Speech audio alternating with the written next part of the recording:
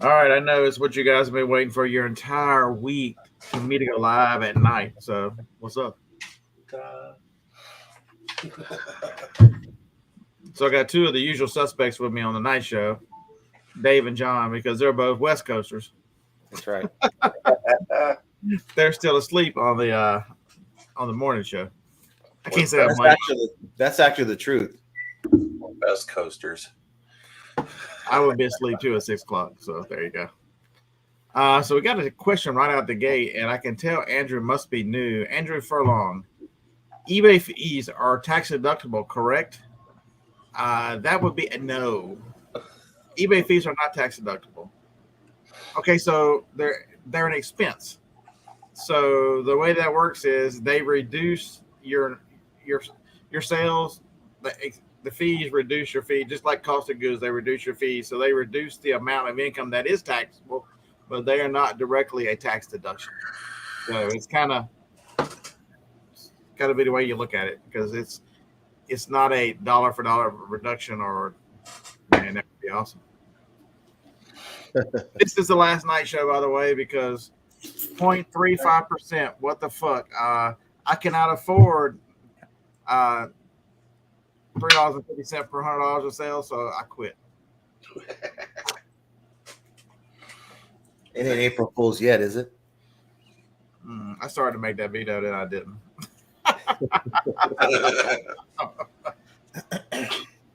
Just good about what's happening, Miss Diane. James is going to play guitar. Ron was up. Glenn. To be honest with you, I would say I'm very surprised it was only 0.35% for some categories and not more. Try to justify maybe the cost of inflation, this, that, and other thing. See, I'm against them and they're raising the categories. And here's the reason why. They can make they can say their costs are higher. They can say, we're suffering from the same inflation you guys are. But listen, we're raising our prices because of inflation. So you're making more fees and more money because the prices are higher. So you, on top of the fees you already got, raising them on top, you're getting money on top of the extra money. So for them I understand they're much lower than Amazon's. I get that. 12.35 is not terrible. You can't go out and do this. I was making jokes on the old man show this morning, Queen City Picker Tom. If y'all are not substituted to him, yeah, that's a fun morning show. He, it's you can't. I mean, how much money are you gonna spend to do brick and mortar and the risk and stuff? I mean, we are very fortunate, but that doesn't mean you gotta like it. Okay, so I've got the answer for you. Everybody, right now, get a pen and piece of paper. I got the answer for you. You can reduce your expenses and save the 0.35.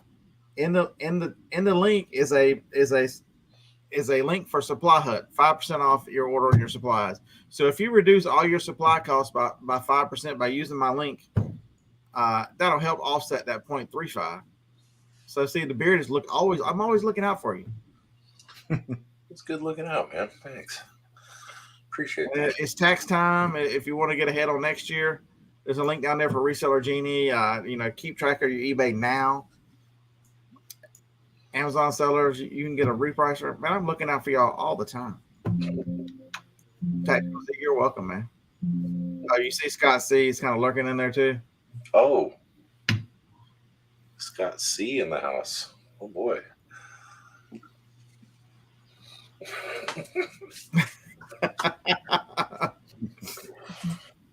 Did I miss the dog yet? If Not you yet. did, I'm getting it ready. one will be coming shortly, I'm sure. I'm working on it. We're gonna top it off with some wax. So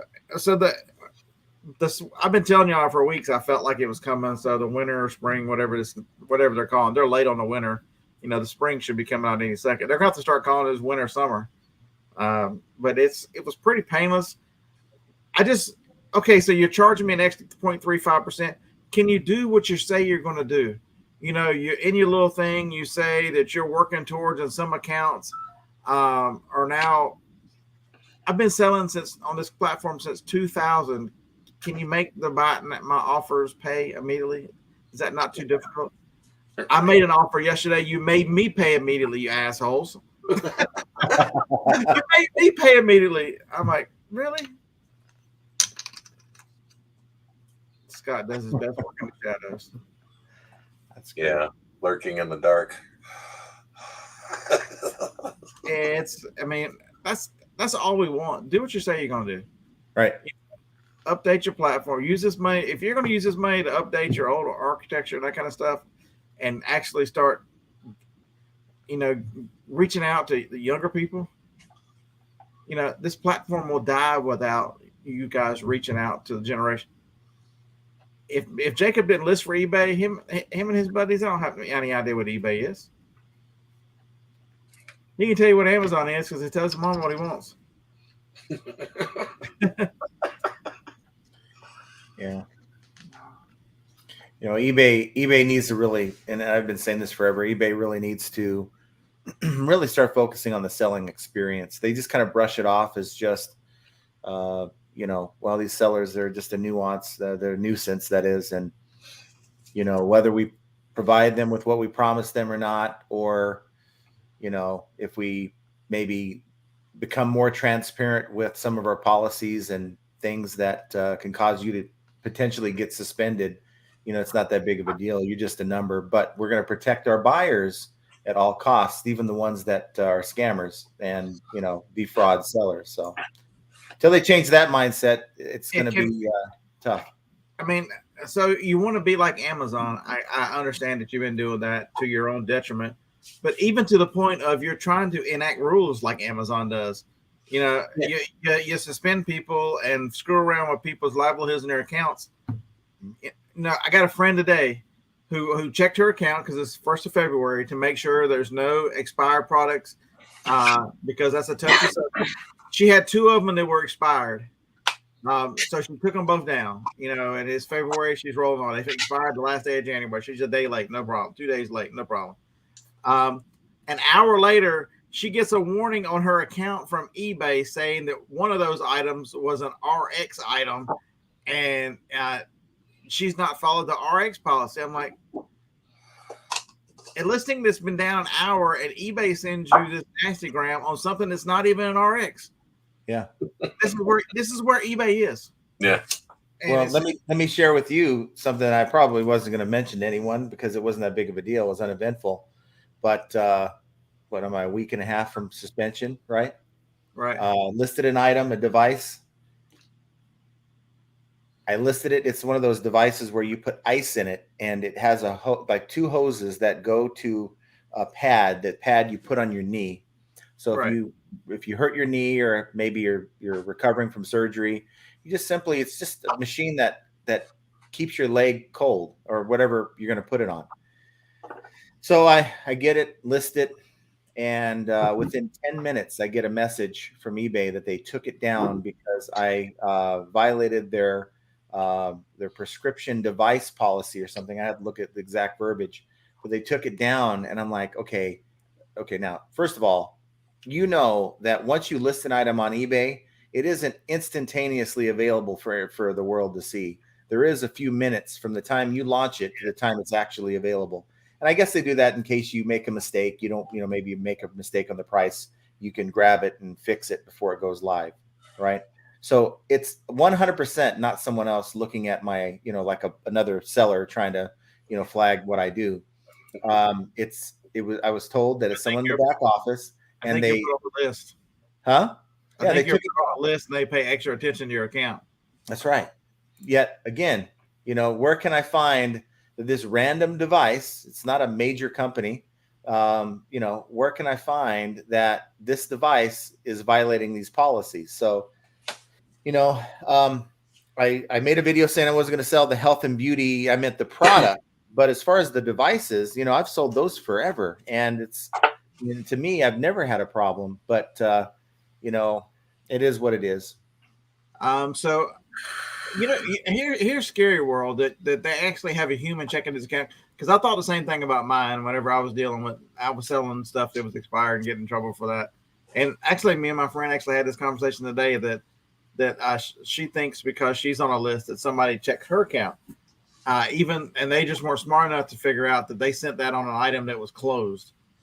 But scary world is you got a bunch of okay, so maybe these idiots are in California, or maybe they're giving this out to somebody in India riding around on a rickshaw trying to figure out whether it's a prescription or not. And you're now on a special list, and they're looking over at this human error because these people are not rocket scientists. They are not.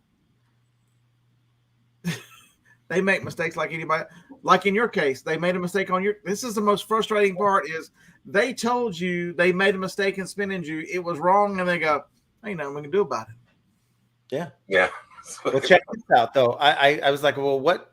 Why did you pull this? It's not because it does say in their policies that other medical devices, over-the-counter medical devices, are covered, and they were talking about like CPAP machines and things like that aren't allowed, which I understand.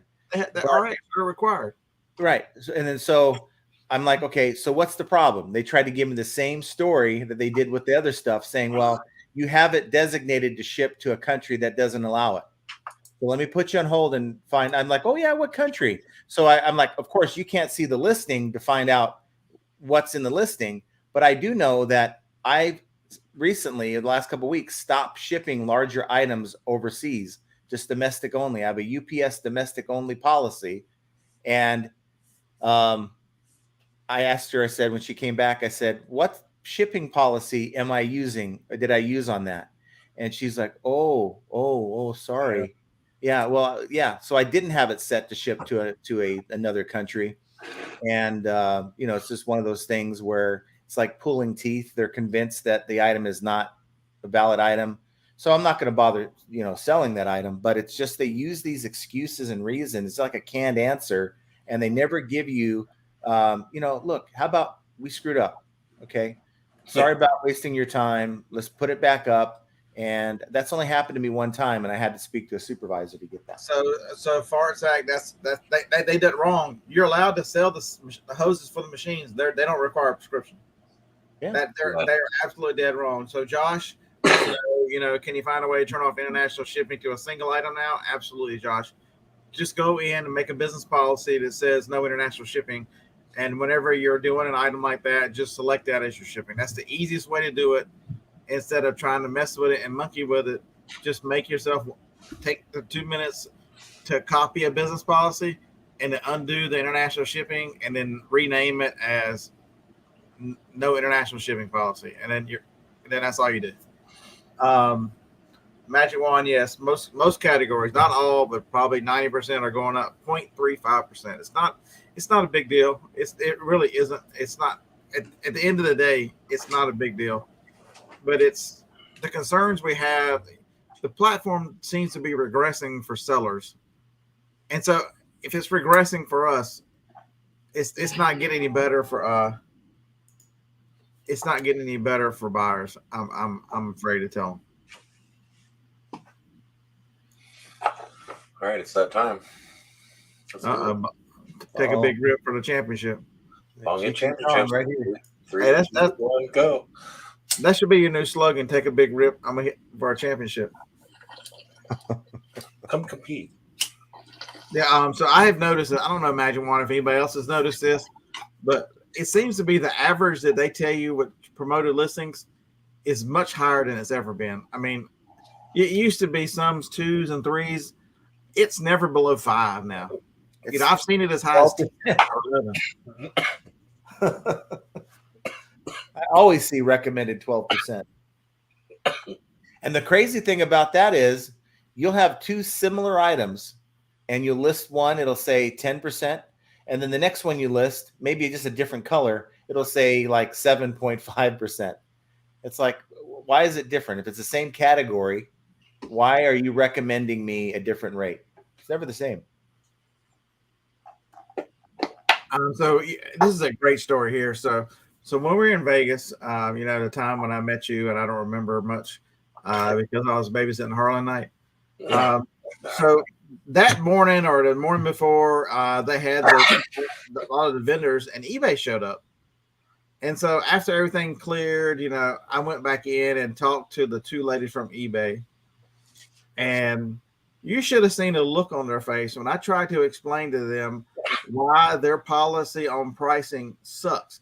I'm like, I was accused of being a price gouger by a customer. That triggered me to get a price gouging warning with no research, with no understanding of pricing or how it works. And now I'm on a list for price gougers that I can't list a whole category of shit. And she's like, we don't do that. I'm like, it's been like this for 3 years. And so I explained to her, I'm like, I buy discontinued products. I buy stuff you can't find all over this country. And it is supply and demand. Right. As the supply goes down, the price goes up. Same thing with demand. If there's no demand, it gets cheaper. If it's in heavy demand, and most of the time the price will go up because the supply will be dwindling usually at the same time. Right. And I explained that to her, and that's why I was selling at the going rate. I was not Dave. I was not the one going, you know what, I think I can get $50 more for this product. I didn't do that. If it last sold at 100, I sell it at 100. And so I explained that to her, and you would think that I had just told her that Saturn had rings around it. The look on her face. I stood there and talked to her so long. She told me that that this was the best conversation she had. She gave me a gift card for spending time talking to her. Really? But here's scary part number 2. She gets on the phone and gives up my account to get me off this list. They say, okay, we can do that. We can get him off the list. The next day I come in and see her, and she says, they want me to give you a message. They look at the stuff you sell and say that, there might still be an issue further in because we've got certain categories like women's hygiene products and a couple other products that if complaints come, we'll put you back on the list. I'm like, where is this in writing? Yeah. Nobody has any fucking clue about any of this shit. Just make it up as you go. It's just something arbitrary. This is not like, a slap on the hand. This is permanently not letting you. So basically how they do it is they take away keywords. So if I want to list something, say this bottle cap, I'll have to take off bottle. Okay, so black cap. Oh, wait a minute, you can't use cap. So black bottle top. Okay, so I got a round cap. So that I'm making listings without words in them, so you can get around it. But it's just frustrating, mind-numbingly frustrating that these people have no clue, not only about how to run their own business and how to market their own business and how to perform the work on their platform. They have no clue about economics. They have no clue about how pricing works. They have no clue that a customer is so fucking stupid they don't understand prices. I get this stuff all the time. Oh, the lady with cat food is a great example. Well, on Amazon. Well, I paid $20. I thought I'd get more. Well, the title said 1 bag, 3.5 pounds. Did you not read it? Well, yeah, but I didn't really think it was right. And she's fighting me, but I'm like, I'm not taking a return. She said she left me negative feedback, and I got it taken off. The 1 bag of cat food that Amazon wouldn't let me sell, I sold today on eBay. Went in. So if you can 9 lives cat food, there you go. It's funny you mentioned changing the title, right? Back in like 2007, 2008, I had cases of stun guns, just different ones, right? And I found a couple cases full of these. They're called stun sticks. They like extend out to about 6 feet, right? And those are not allowed on eBay. And also any item that represents it's a stun gun that represents a household item is not allowed on eBay. But I tried to sell stun stick. I sold a few of them, and they took it down. Gave me a warning. This is way back when 2007. So I'm like, okay. So I think I went back in and renamed it Stun Wand, and got about another 20 sales before they found out and caught up with me again. So after that second warning, I just stopped selling it. But Magic Wand. Okay, so sit down, Magic Wand. I hate to be the one to be the bearer of bad news, but that's not a secret. It is a trick, but you realize I used to hang out with Dusty. He would end every one of his listings damn near every other day. He figured out when so the reason why you get sales when you relist your items is because you get a newly listed bump. That's right. And so between Eric and Dusty, they would sit down and figure out about 4.5, 5 days, this newly listed button goes away. They'd end all their listings and start them over. So they were constantly in a state of newly listed and beating you on search because they manipulated the search by playing by their rules. Because Dusty had an enterprise store. He had just crazy number of listings, so he could. That's what I have. I just upgraded mine to the what was it, the 10,000 item store. And then he figured out that if you restart your promoted listings daily, you get and so at one point he was doing restarting promoted listings when he woke up and before he went to bed. He was smart, man. It taught me. I had a smaller store and I didn't have product that I was listing, but I did have stuff that was up, and I kept cycling it, man. And I would get a lot of traction and get sales just because of the constant movement without ever putting anything new up. No, man, it was just cycling through the same inventory. I'm glad. I know it works for you, so I'm glad you're doing that. Keep up the good work. I just want to let you know that we've talked about that so much on my channel that it's probably not a secret. I made a video about that last week, actually talking about that, and someone put a comment in that video saying that, yeah, it worked for them for about 2 months or so, and until the algorithm caught up with them and then throttled their account. Now, I don't know how true that is. I don't believe that. But it wouldn't surprise me none at all if that happened. I don't know about that. Brenda, that's funny as hell. I've got flashlights that are also tasers. I sell them as flashlights with electric fire starters. That's hysterical. Love it. Yeah. So if you're the praying type, a friend, Tamara is having a rough time. Yellow Brick Reselling. She came down to the house. Her and her husband were here during the summer. They were on a Jeep tour, and so Johnny cooked them dinner, and we spent 6 or 8 hours visiting. It was wonderful to meet her in person. She's a special person. Her mother passed away this week, and then when she found out, she had symptoms of a heart attack. It was an episode. They're not saying it was a straight out heart attack because her arteries and everything were clear. It is some kind of, I forget isn't that heartbreak syndrome or something where that's exactly what it is. It's called. She had, but it can still damage your heart. So she's going through that. Her husband also, when they I think it was on the trip that after they left us, he had, or maybe it was the one before, he had an episode with his heart out in Utah while they were out on the Jeep trails. And so, yeah, it's not been the best year for her. She's an awful, awful nice person. So if you're the praying type, I'd appreciate you remembering Tamara. Because she posted a post on Facebook and talking about, she'd FaceTime her and chit chat with her mom twice a day, 2 or 3 times a day. They were very, very close.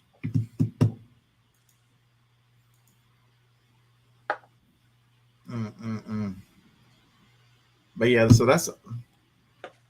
so everybody who's late to get here, damn eBay. Don't worry, the Beardy Pick will save you money in the chat, in the description. Go buy some boxes. I told him, I was talking to the guy who's the owner, and I told him, I'm like, I was really jealous when I saw the Commonwealth Picker had a link because, man, I have spoke so highly of your company and talked about how much I bought boxes from you for years. I bought boxes from Supply Hub for as long as I can remember. Once I started using new boxes, so do yourself a favor. It's 2023. Recycle all that old crap.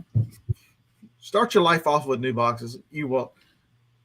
Once you get used to it, it's just a little bit more cost. But once you figure out that you can save money by using the 24 count ECT boxes, you will thank me for it. You will. Yes, Anessa, she found her mom, which is not a good thing. You will thank me for it. You will look back in a couple months and go, "Oh my God, that big stack of crap." I used to take mine to Dusty until I filled up his little building behind his house, and he made me quit. So I went back to recycling them again.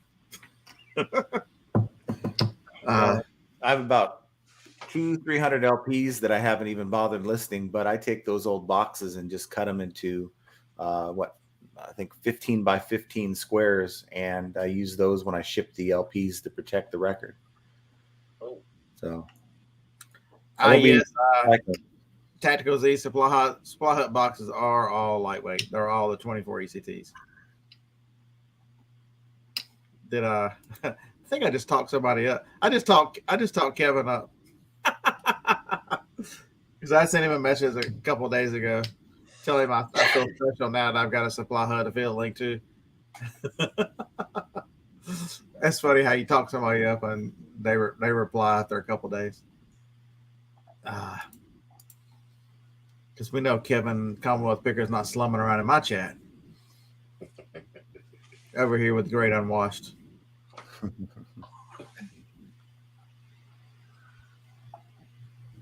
What boxes? Just the boxes, just general shipping boxes, Brenda. Supply Hut is they're the supplier. There's a link in the description. Was it going right about $1 a box? No. Depends on the size, I guess. I just ordered. What did I just order? Hold on. Let me see if I can find it in my email. I got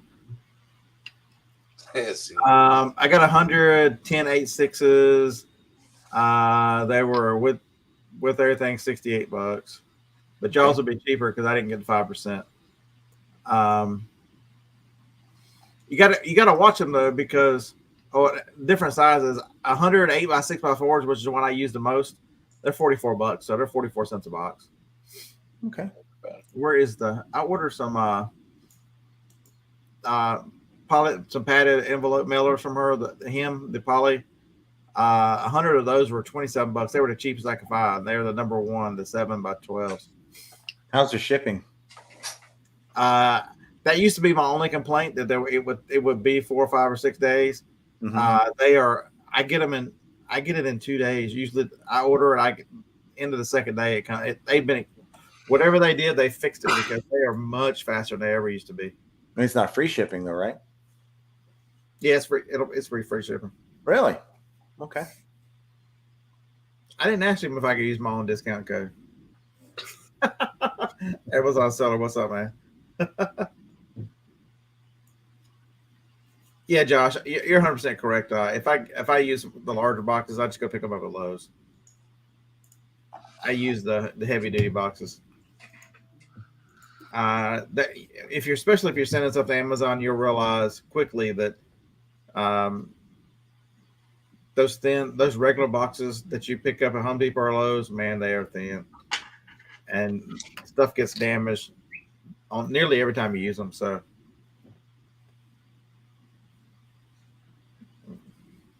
Thirsty Santa, Barry, what's happening, my fella?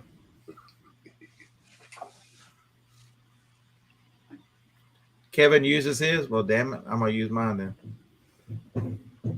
Invest in a box resizer. Yeah.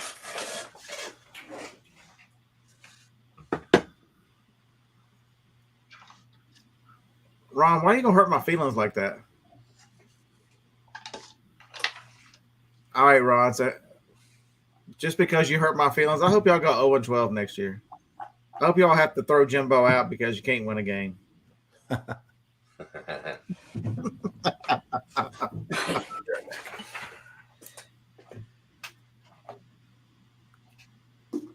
Ralph, you actually said it earlier with there are lots of other choices. Younger sellers are selling on. So I hadn't heard from Harlan yet. So he has a friend whose daughter wants to make selling clothes. She's got a really good eye and some good sourcing. Her full-time job, and she's in her early 20s.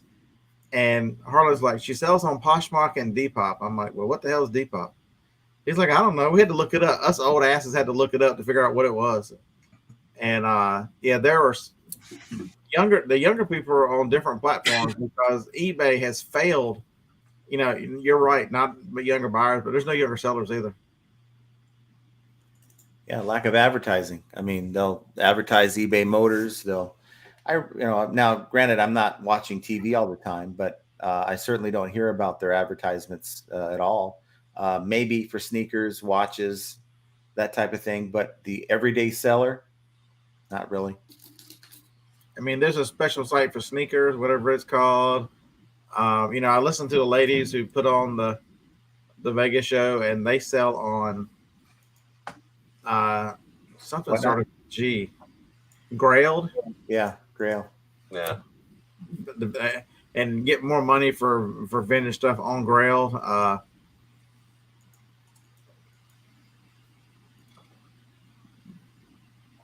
All right, Ron, I'll let y'all win 4 games, and I hope y'all go 4-8. And I'm doing that to you as a favor, Ron, because I want to see y'all need to fire Jimbo. Jimbo sucks. Okay, well maybe y'all keep Jimbo. So just when I received my first order using the international shipping program, isn't more expensive than the global shipping. It should be the same price. They're very similar. I ship everything through Pirate Ship, so I don't even go through their program. Yeah. Welcome to Castlight. Get started today by downloading the mobile app. Chat with a care guide. What the hell is Castlight? Why do they have my phone number? Report junk, and report. Thank you. Tom, I barely know what Gorilla is. StockX is for the shoes. That's it. Yeah. Yeah, Jerry, you're still shipping to a U.S. based address too, so it's just not Kentucky anymore. I think it's closer to the coast. I haven't had one yet, but It's not in Erlanger, Kentucky anymore. I don't think it's Erlanger. I think eBay actually took over the program.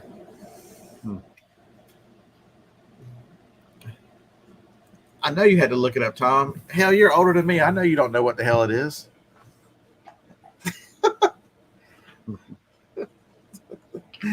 You get that fancy haircut and you think you're so smart. Tom's wife, she held him down. I think she gave him the haircut. She was tired of looking at it. She gave it to him herself, I think.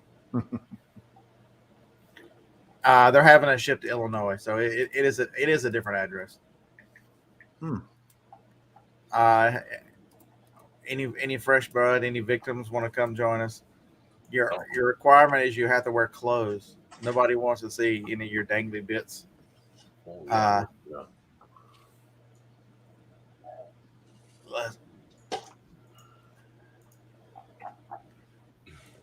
Anybody? Oh Lord, the man, the myth, the legend. There's haircut himself. Did you get your tissues this morning? What are you doing still awake? It's Damn, I'm gonna get her. It's there 8:30. Shouldn't you be in bed? Oh man, I don't go to bed till late. Scott came on my show this morning. He was just crying and whining about him raising that 0.30 or 3.5 cent or whatever the hell it is. I had to Instacart him some dadgum tissues from the Walmart in Huntsville. See, everybody knows that a lot because they don't come out to my neighborhood. I live out in the country. You were talking about gouging a while ago. Back when Wicked, the play, was in Charlotte, this guy was selling tickets, and there's a website that you can list sports tickets, movie tickets, and stuff like that on. And he had some Wicked tickets, good seats at the Blumenthal, and those things went for like $900 a piece. And when he went to pick them up, when he met the people at the Blumenthal to sell them, or to pick up the cash, it was a police officer, and they busted him for scalping tickets. And that was thrown out, and there was a lot of problems about that because it was sold through a valid website, right? And if you want to pay $900 for $150 tickets, knock yourself out. Yeah, you should be able to. There shouldn't be. See, that's the government gets in so much of our business that they should never be in. The reason they get away with what they do is because we allow it. at some point we're gonna have to stand up and say enough's enough. We're tired of taking this shit. And because when's the last time you talked to a politician and thought that's a rocket scientist right there? I trust what he's doing because they're a brainiac. Has that ever happened to anybody? Well, why isn't that an issue with like PlayStations and Xboxes when they first come out? People buy them all up and then they, put them out for like twice the price, and that's okay, right? Or back when you couldn't find video cards, good video cards. Yeah, you have to talk to Tom something he can remember. Remember when the Cabbage Patch Dolls? I know you remember. Man, I down in Rock Hill, there was some women that were on the front of the newspaper. They were getting in fights about them damn Cabbage Patch Kids at the daggum Kmart. He even said Kmart. I know, right? You caught that. y'all just passes now. Kmart. You know what? I hope to live to see Scott 65 years old, because I would just make all kinds of damn jokes about his old ass. But it's truly not a bad thing. And I've seen a bunch of watching one video and they said they're going to raise their I'm going to raise all my prices 1% to cover this. You can bulk add all your listings and raise them by a percentage. You can do that. It's no problem. Figure out whatever works for you. If you want, it gets harder and harder as it seems every time there's at least once a year, there's a fee change where, they're just look at the money you're paying in promoted listings.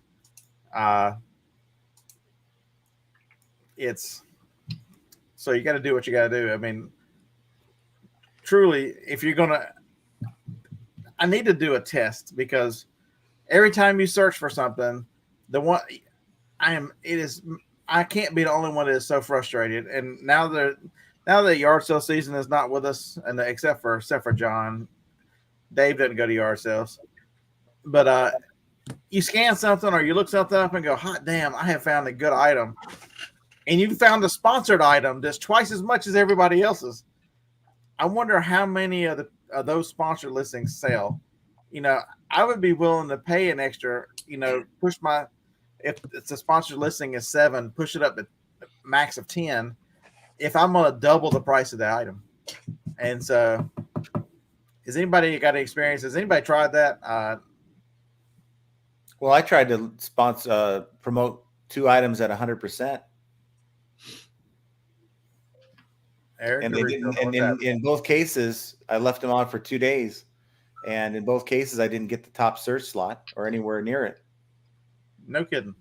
I got more. I got 10x in the number of impressions that I was getting for those items, but nowhere near the top. So where was your price in relation to everybody else? A Sony headphones, and a non-Sony item was at the top of the search for the same Sony and that model headphones. I don't know how much more I could promote it than 100%, which makes no sense, but it was more of an experiment. I put a video out for it and didn't sell a single one of those items. I had one priced competitively, another one priced a little higher, and I had the titles changed in one versus the other. That's the only difference. Tom, do you realize I just sold an item that if I'd have sold it in a couple of weeks, I'd have to pay $3.50 more? Not even that. It's 0.35%. So you'd have to pay 35 cents. 35 cents. What? Yeah. Ralph says eBay won't die soon. Just slowly. Every time they do one of these crazy ass updates, it's the sky is falling. I remember when they stopped, you could not take checks anymore, and people were like, "Oh God, that's going to just kill the business," because nobody's going to do this electronic transfer stuff. And now, how many of you actually write a check? I can't remember last time I wrote a check. Well, I've been burned on eBay with the bounce check for $500 and some odd back in the day. Tactical Z back then. I do not know how they come up with a remote recommended promoted late. They claim it's the average promoted late, but I don't know. They're never going to tell you. Scott, all you got to do is go and list an item and then go back about 5 minutes later, try to revise it. Sometimes the suggested rate is actually changed. Tom, you've missed all my jokes too, by the way. Today. No, I'm laughing about Tara down there. You know, she's such a witch. You know, she says updates are good for content creators. Of course, Scott's on here. Yeah, for the past like 4 years, every time they put an update up, I've done the same show afterwards. Is it time to quit? But you know what? Mr. Sadie says if where is that? He said if that little bit increase is going to kill your business, then you might be in the wrong biz. Oh, 100%. If 0.34 kills your eBay business, you might be in the wrong biz. I mean, there's just two. There is.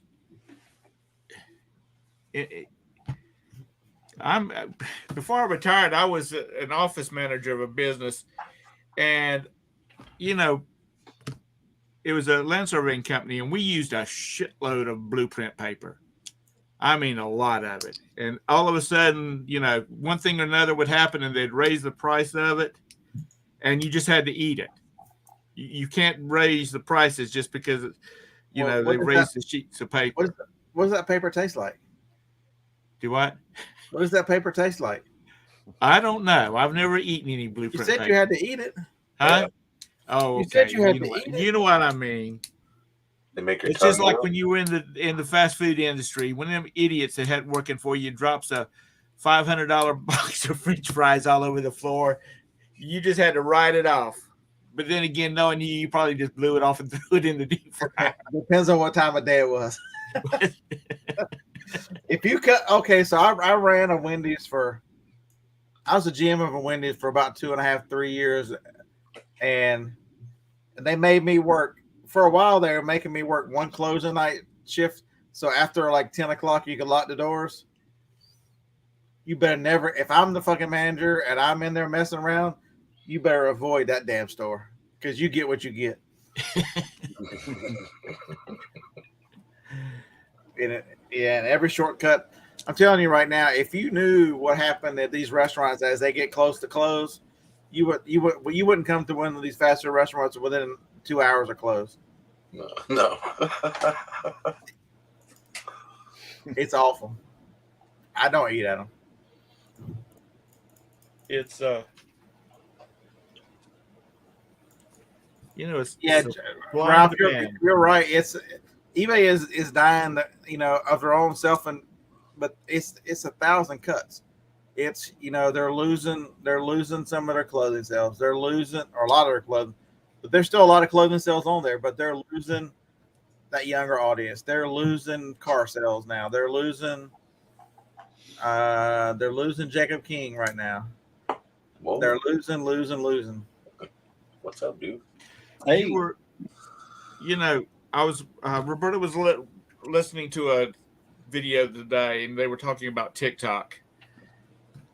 In China, anybody under 14 years old they don't get the full TikTok stream in China. They only get certain part, they only get everything that's educational and good for their government and whatnot.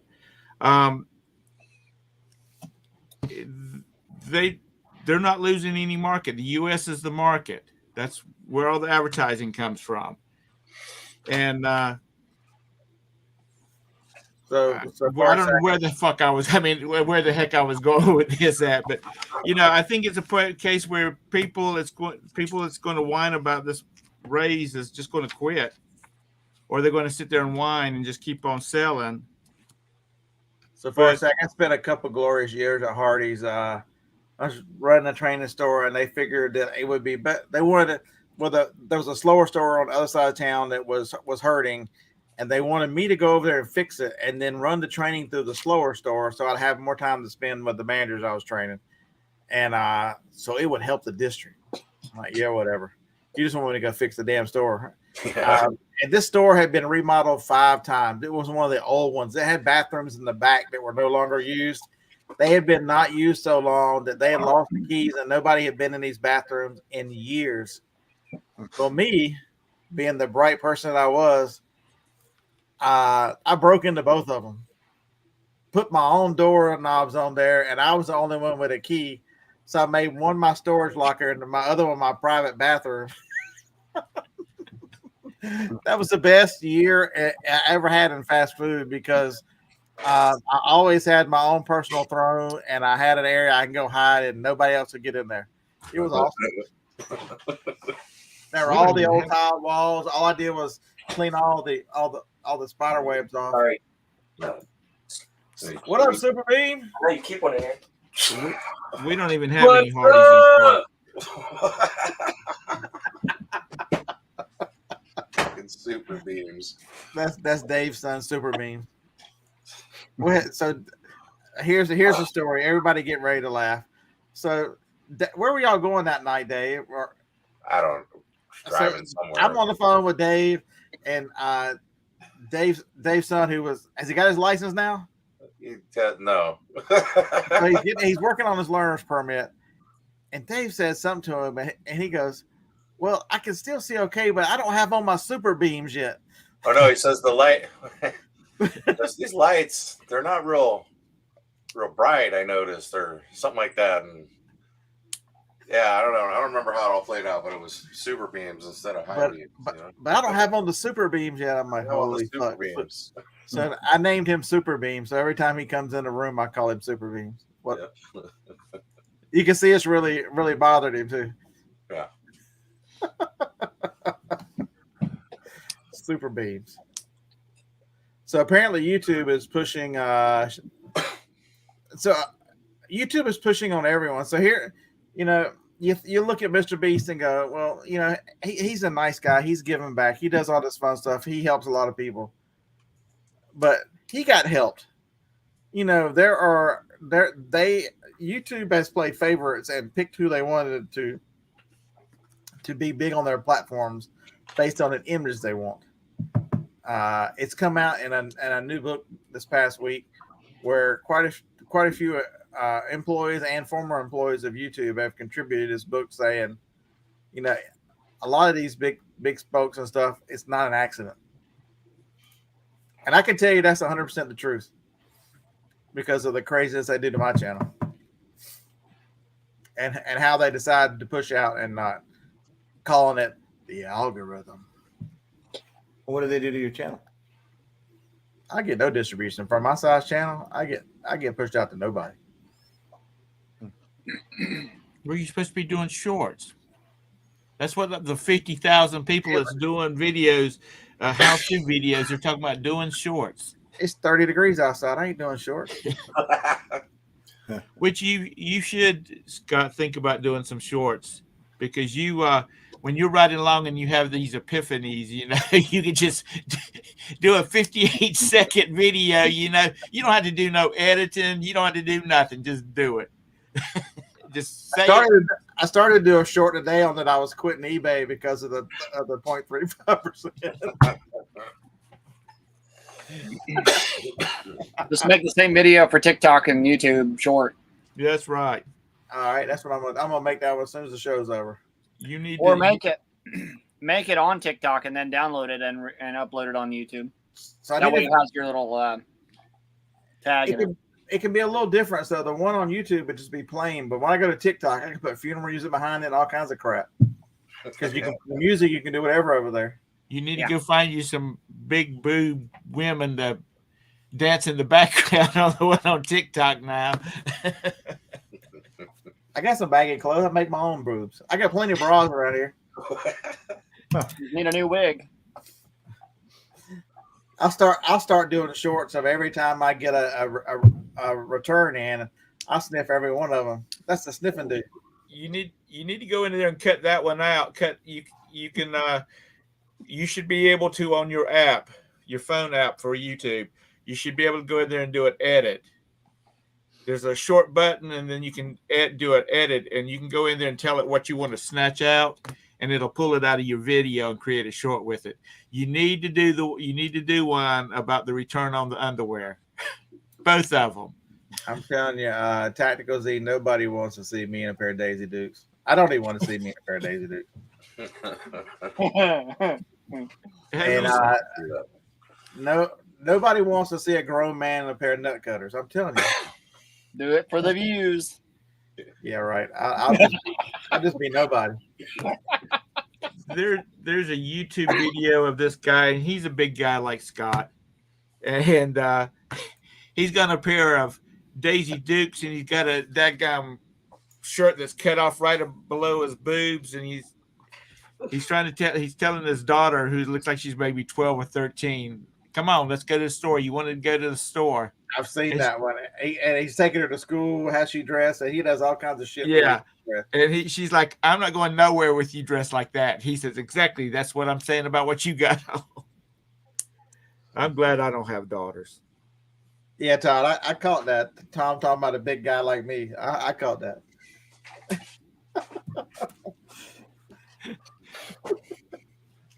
I probably got 50 pounds on him. This one has been so comical, 0.35 and the gnashing of teeth and everything. I'm telling you right now, if you can't understand that, I wish they'd have raised it 1%. Really make y'all quit. I don't want the competition. Quit. I'm in a Facebook group, which shall not be named. And these people actually, I thought we used to get dumb questions back in the day, but they are nothing compared to these questions. And I told one of them, I answered one of them, and I'm like, dude, you'd be better off if you go ahead and quit now, because you're going to quit eventually because you just can't take this. You're not built for this. And then a couple of days later, there's an announcement in the group talking about we built this group to be really nice, and you can ask anything, and any mean responses, we're going to start taking people out of the group. I'm like, yeah, that's probably because of some of my responses. I'm like, was that the one that was not surprised? Was that the group where the guy was not deducting the cost of his goods out of the? He made like $9, but he didn't allow for like the $3.50 that cost the. Yeah, he was trying to figure out how much he made on it, and he's like, I calculated this, and he didn't. He says, but I'm unsure about the cost. So what I do with the cost, I'm like, buddy, if you can't figure out how much you made for an item because your biggest question is does the cost count against your profit? You need to go dig a ditch. We need ditch diggers. We need, maybe plumbing is your thing. They're hiring at the post office. I don't think plumb stupid counts either. No.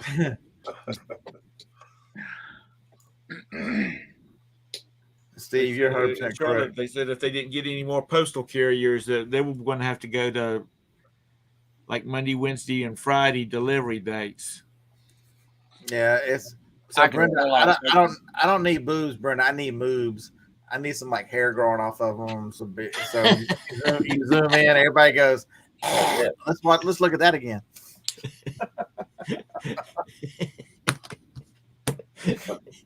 This is what happens at night, Tom. The show just goes off the rails sometimes.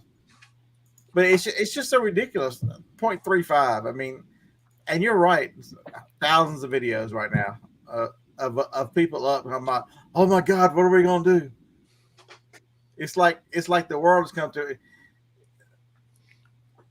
What was it we figured this morning? If you have $1 million in sales, it costs you an extra. Was it 1,500? Was it 350? Yeah. Something. Yeah. Is it 350 or 3,500? Yes. Yeah. Hustle Man says he must be in that same group. Hustle Man, you might be in it. I like the people who started. They're good folks, and there are a lot of good people in that group. But there just seem to be they get a lot of new people. Young people. These people who, when we were, when me and Tom were in school, the teachers, how many times they tell us that put that damn calculator away, you won't go be able to carry one around with you for the rest of your life. Shut the hell up. We didn't have calculators when I was in school. The only people that had them was NASA and the U.S. military. You got to do it. You got to do this on paper or by hand. You've got to learn how to do this in your head. You've got to learn all this stuff because you're not going to be able to carry a calculator around with you all the time. Was that the slide ruler? Hey, I know how to use a slide rule. I hadn't used it. I'd have to practice a little bit, but I knew how to use a slide rule. The first scientific calculator my dad had, a land surveyor, that did like sines and cosines and add and subtract, that kind of stuff. That's it. Was like $900. PM Now Porter, I can just use ChatGPT to figure out how much drywall I need for a room. yeah, PM Porter, Yellow Brick Road reselling. She's had a really rough couple of days. She's at home resting right now, recovering from her own episode. She had a terrible reaction to actually finding. She was the one who found her mom, and they were extremely close.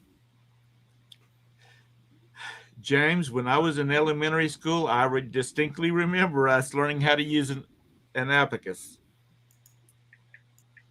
So there. You know what so Hustle Man, you know what I think of when I read some of the posts in that group? I think of the two kids from what's the where they're sitting there at the table and the father tells them that they can say anything, and this is the time where they he tells them he shaved hair off the dog, so he looked and glued it to his nut, so he looked like a grown man. Those two little kids. It's an election, about an election. Yeah. It's about an election, and the guy that his sons are doing it is like real religious and all that kind of stuff. And then his wife talking about she touched herself to Drew Carey on Bryce's.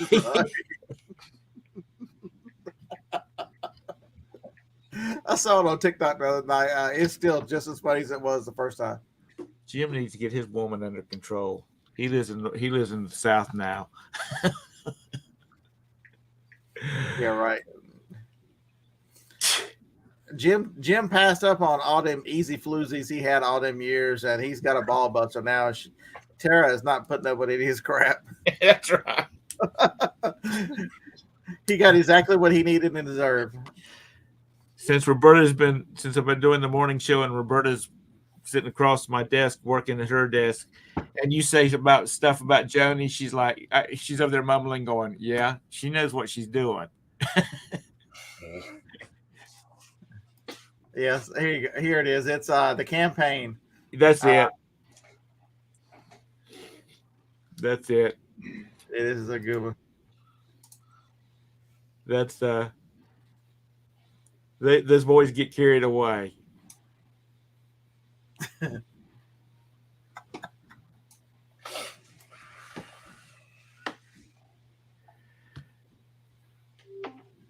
You like I said, you just start needing to throw shorts out there. Like here's how you calculate. Here's how you calculate your profit on selling on eBay. Here's how you calculate your 500% sell-through rate. That's right. That's pretty good. Is it the end of the world? I don't know, baseball. I think we've got a couple of years of hell to go through. If you look at I am one of the original conspiracy theorists of my group. So if you look at the way through history and the way things happen, they run in periods of about 80 years. A spring, a summer, and a winter and a fall and a winter. And we're in the winter of this particular phase that shouldn't turn until the late 20s to 2030. So we still got hell to pay. Look at what we're dealing with all over the world. The world is mad as hell at the group of leaders, no matter what names, what country they're in, what political party they are. The world is mad as hell by people who have more money, and they want to tell us what to do as they fly around in their jets and tell us to give up our cars. Give up your gas stove so they keep flying around on a damn jet plane. Yeah. They can. I'm gonna tell you what they can do. They can come right here to Alabama, and they can lick the dog hair off my nuts that I grow on, so I can look like an old man.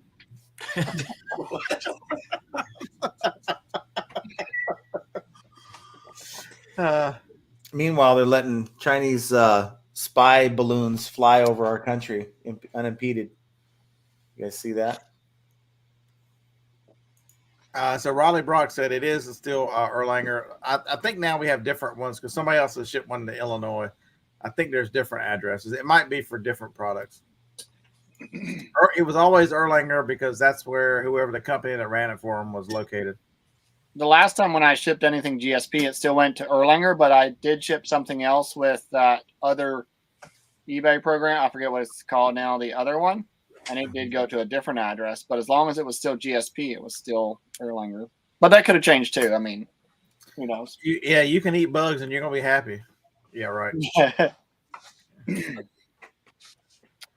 I rest comfortably at night knowing where I live. Because no matter what, I mean, Tom, don't you feel safe? No matter what Jacob, you're kind of on the border. Come down here and threaten some of these rednecks and see what they're going to do. I'm telling you right now, they are loaded for bear, and they're looking for a reason to come shoot you and hang you up in their trucks. I'm telling you right now. And my accent would get 10 times worse, and I'll go out there and shoot and hang out with them because it's gonna be time to roll with the rednecks. Back during the summer when it was so hot, there was on the news this old lady about 80 years old. She beat the hell out of this Yankees Mercedes because he cut her off on Park Road. She called him at the next stoplight and took a baseball bat out of her car and started beating the hell out of his Mercedes 600. And when the police pulled her off of her, she was still yelling, still swinging that baseball bat, yelling, "You better take your Yankee ass back up north." So, there's a bunch of old people down here that don't put up with that crap. But you're right. People down here are crazy. They'll pull a daggum shotgun out on you in a minute if you're not careful. And this crazy ain't like your regular crazy from the rest of y'all. We set them on the front porch and celebrate these fools. But international is cheaper for the buyer, but you have to print the international label and deal with the customs for them for certain countries. And shipped to Illinois. So that's the international eBay instead of the global shipping. I thought they were doing away with the global shipping. Is that just, are they phasing it in like they're phasing in you have to pay for your offers? Pitney Bowes, James W. 100%. Pitney Bowes was the one running global shipping. How did I get picked? I'm a seller. Why do I have to pay on my offers, but I don't get it in return? You say that again? Which state is crazy at? Anything below the Mason-Dixon line.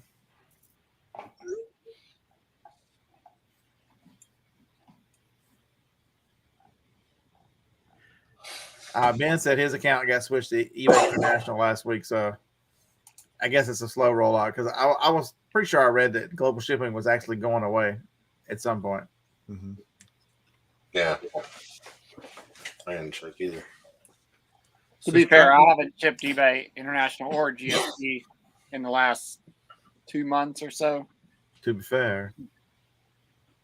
Am I the only one to watch that show? To be fair. Got a show. Surely it's time for. Is it time for a new season of Letterkenny yet? Oh, Letterkenny. I forgot about that one.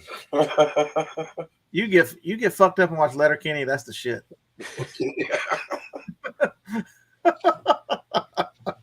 You get stoned and watch Letterkenny. So, Scott, what are you going to do to offset this 0.35? I'm quitting. Are you kidding? You'll be homeless because Joni will put your ass out on the street.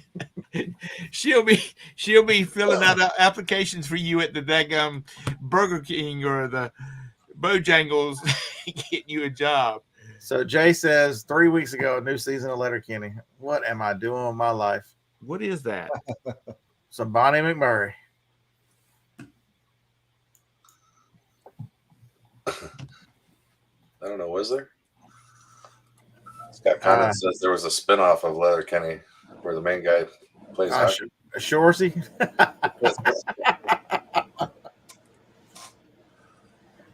You know, Jim and Tara, they were so close to Canada, they surely have to watch. Did y'all have to get new passports when y'all moved to Kentucky to let y'all in the real states?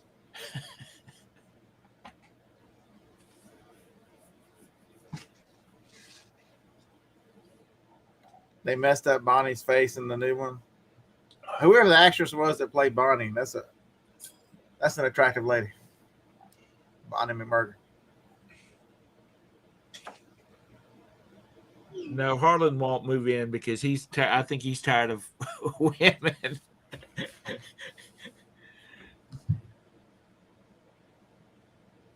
All right, speaking of Harlan, damn, I got rid of my auction one. Oh, yeah. All right, I gotta check the auction.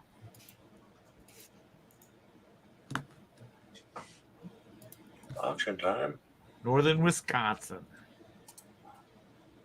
My items, come on. Harlan, what are your numbers? Are your items in Harlan?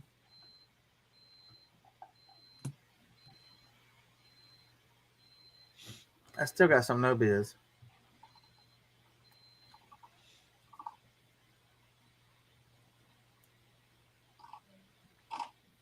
Come on, folks. People not bidding tonight? Okay, so unless I've told you, I got to pay for the van. The van needs an alternator. Oh, yeah. Take a guess what the Toyota place told me to replace the alternator in the Toyota. $700. That's a good guess. It's wrong, but that's a good one. More. How much? James W. is the winner $1,000 for that damn Toyota? for an alternator. An alternator. Yeah. Parts and labor, huh? Just parts and labor for that? Yeah, you pretty much have to take the whole engine out to get it. Yeah.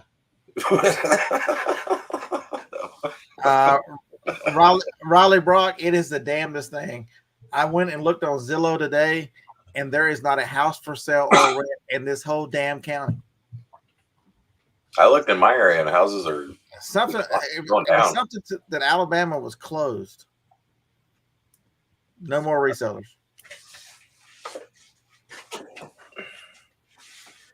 Yeah, it was like for a while everybody was moving to Alabama.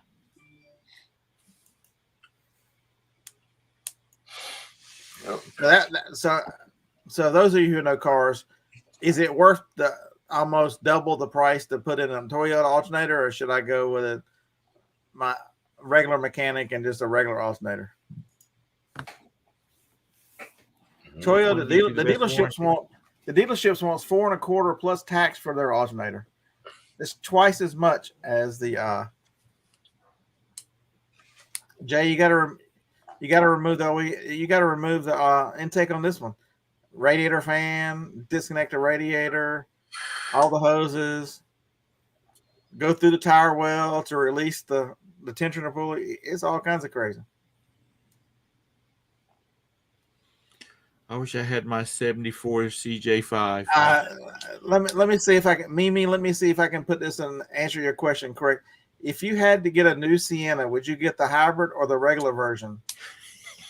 There is no such thing as the regular version. If you're buying a 2021 or newer, you're getting the hybrid.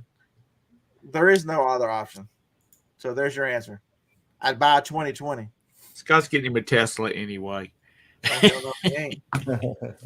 So Ben, was that Toyota? Ben, was that a Toyota alternator or was that some bastard brand?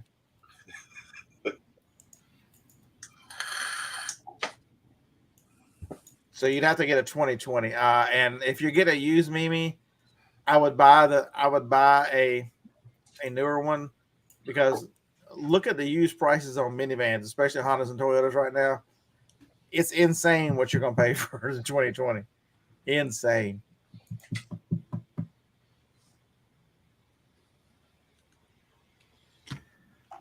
All right, Eric Gunter. But Scott's right. I had to have a battery put in my Chrysler, and they had to jack it up on a lift and take the daggone wheel off and pull the fairings out from the wheel well just to be able to get to the battery. Yeah, this so Tomcat, I've got a couple miles on this van. I think I did all right. It's got 215,000 miles on that alternator. It did all right. Yeah, he says it was Toyota.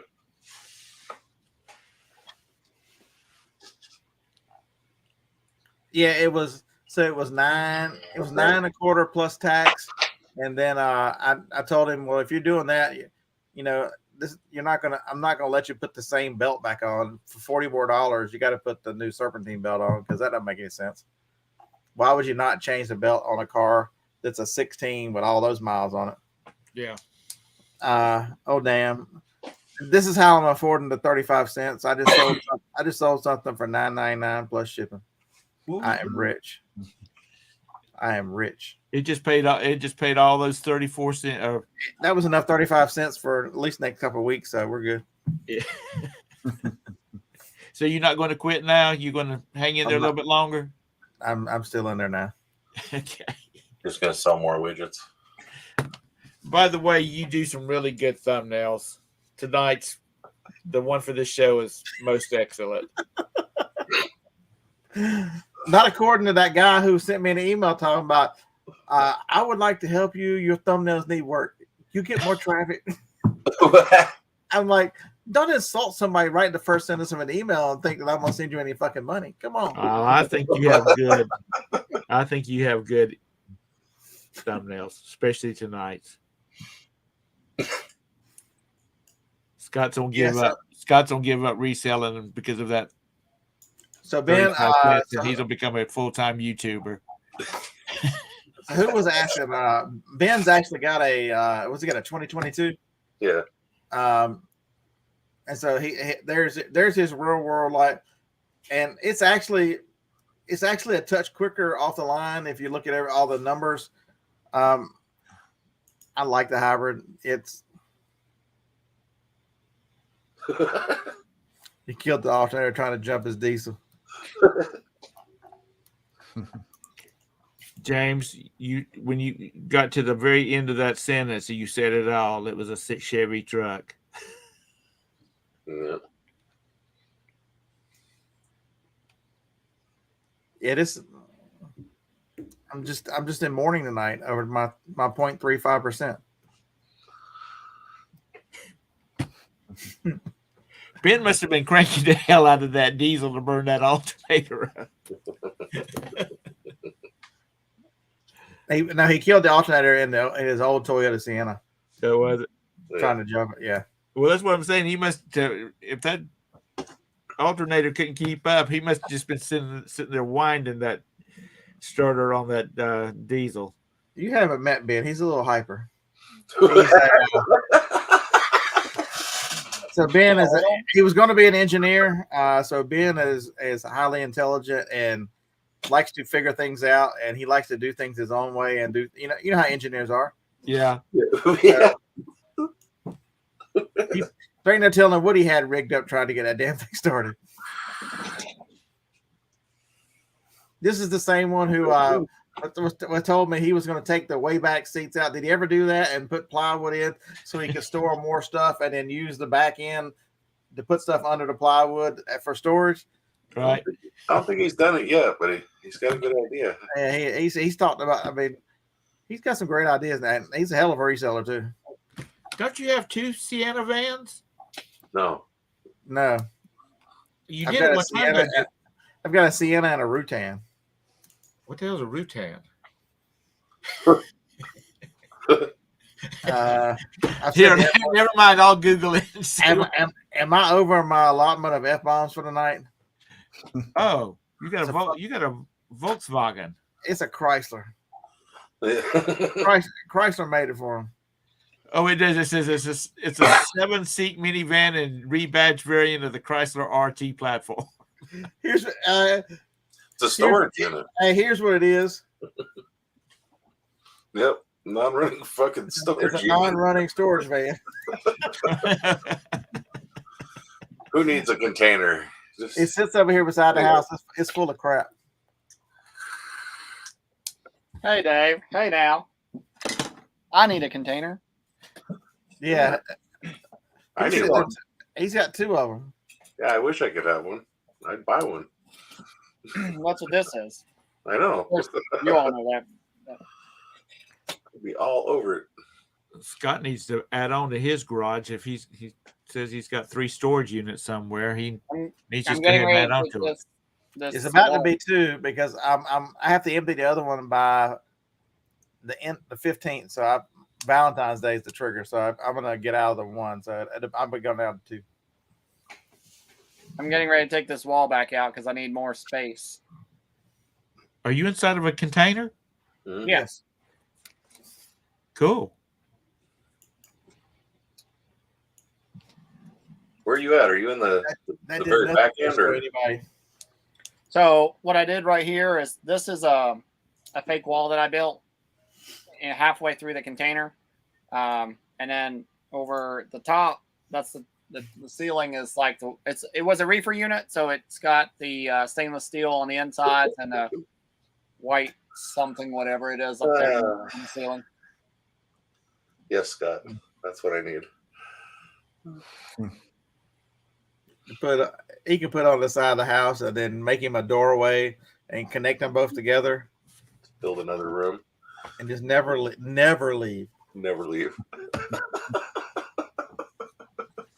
I put a real door on the end of mine, so it's got the steel doors on one end, the wall here in the middle, and on the other end, the one that I'm in right now has a You cut out a door. house door, Yeah, and a that's window. cool. So I cut the whole end out that wasn't already cut out for the reefer unit. So when I Yeah. removed the reefer, it left about 2/3 of the hole open, and so then I cut it all the way down to the bottom. Stack them up. Stack 'em up, right? There are some cool, if you look at some of the videos of what people are doing, taking 4 or 5 of those and Yeah. and making these just crazy modular houses out, off-grid stuff is really cool. Why would you spend $4,000 for a container when you can go out and buy, some old 14 by 70 mobile homes and just stick them together? That's the way they do it down here in the South. If you can get a container for $4,000, Yeah. yeah, that's what they used to be. I don't know. I have no idea. I just They're seen like advertisements 7, in the trader 7, paper 8. stuff like that. For like maybe a one use. 5,000 is like your minimum baseline. Used, Air, right? yeah. Yeah, I think you can get like what I think Ben said he got his. It was a one use, and it was like $7 or $8 I want to say. Wow. I'd say at least, yeah. If it was a one way, what they call a one way. But he bought the same thing. He bought the same thing he did the first time. He did it years ago. I don't remember how long it was. Two years ago. He got the same one for like $5,000. Yeah. But then they shot way up again. So like he bought again when they came back down. Yeah. See, Jacob lives in this. He lives in the city limits, so his is painted on the outside, so the city don't get pissed off. Okay.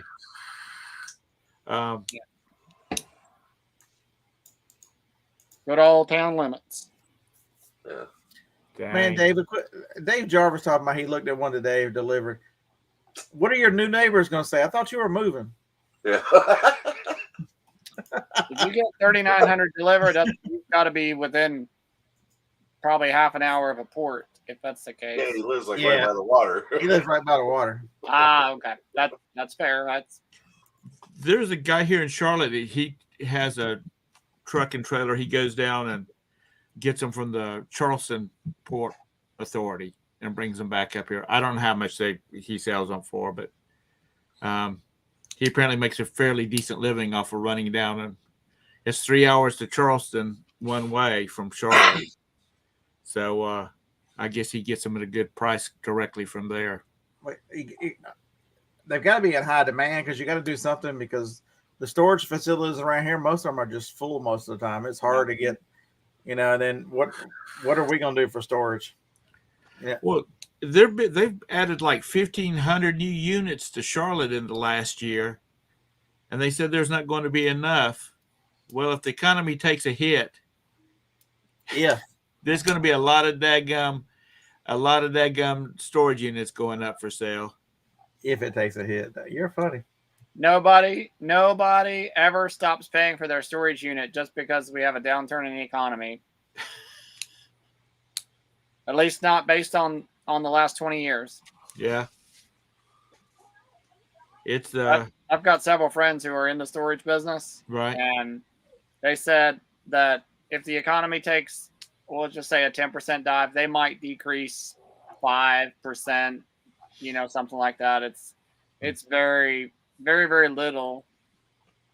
Well, I was talking about the actual tenants. They can't pay their $230. Oh no, like they stay rented. Their open rate, the amount of time that units are open, increases just a little bit. That's it. I mean, it's very little. That's good. So there you go, Dave ain't telling the truth. If he didn't like the traffic here, he would have a conniption in Charlotte. Charlotte's got some of the worst traffic I've ever been in. And like today, it's been raining all day. You can float a damn pontoon boat down South Boulevard if you're familiar with. I bet everywhere around it looks like bumper cars. Worst drainage system any place I've ever been to. It just, if it rains, it floods. The major streets do. Oh, did I check the auction? How long do I have? And yes, Brendan, I totally agree with you. Storage units are always on auction, even in a great economy, and that's what the guy was comparing as like right the difference between a great economy and not so great. But if you want to bring me a $4,000 freight container, I'd be happy to take 2 of them. Where are you at? I'm on the Virginia-Tennessee line. Oh, you're way up there. Yeah, I'm right on Interstate 81. So if you go, be like 2.5 hours from Utah. Huh? 2.5, yeah. Well, what side of Charlotte are you in? Pardon me? What side of Charlotte are you on? I'm on the south side. Actually, I'm right across 485 from Ballantyne, if you know where that's at. So you're about 3 hours. Almost in Rock Hill? Yeah. Okay, so you're about I'm about 2 miles away from the state line between Charlotte and okay, yeah. Rock Hill. Yeah. If you're through Charlotte, then you're about 3 hours from me. Yeah, unless you're coming through at 4 o'clock in the afternoon, and then it's probably 5.5, 6 hours. Yeah. I'm an hour south of Withville if you're coming down 81. Okay. Ron, I have nothing to judge about. Houston's one of the towns I've never been to. The 2 real big ones. I haven't been to Houston or Kansas City. I'd like to go to both those. Go to LA. Yeah, true. You must be out your damn mind. Kansas City traffic is here. Strange. You have to schedule things around certain time frames, or you don't drive. Yeah, that's just too damn many people. You get traffic jams in LA on weekends. I lived in Orlando for 6 months, and you could go. So I lived on the north side. You could go downtown in 20 minutes on a good day, or 4 hours if it wasn't. Yeah. I was in LA in 92, I think it was. I flew in with bunch of friends. We were going on a cruise. The person that was doing the group, she says, well, since y'all have not been to LA before, let's fly in real early and do a quick tour before we go to the cruise ship. So we did that. We got on, is it I-1 that runs from LA down PCH to the cruise ships? I don't know if Long Beach, whatever. Okay. No, There was a wreck. that's the 405 you're thinking, I think. Is it? There was a wreck. 4 lanes of traffic, complete stop. Yeah. And we had about an hour to get to the ship. And all you saw was, well, we just was pointed out, it's like all these old cars with dented fenders and all this kind of stuff.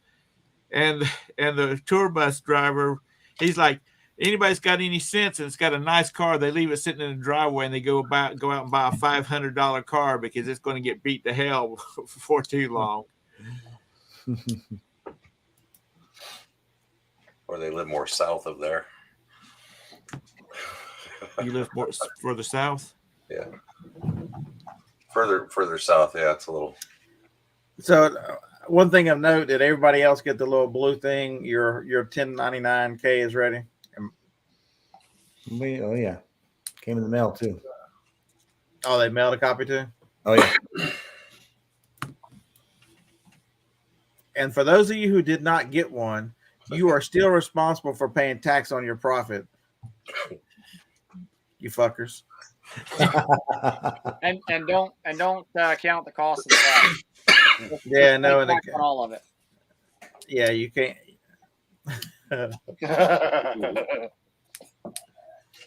Yes, Todd. Just deduct everything from your normal taxes. That'll work, right? All right, yeah. You're not supposed to show a profit. What's a profit? Is that the same as a conspiracy theory? That's someone that tells you what's going to happen in the future. A profit? Yeah.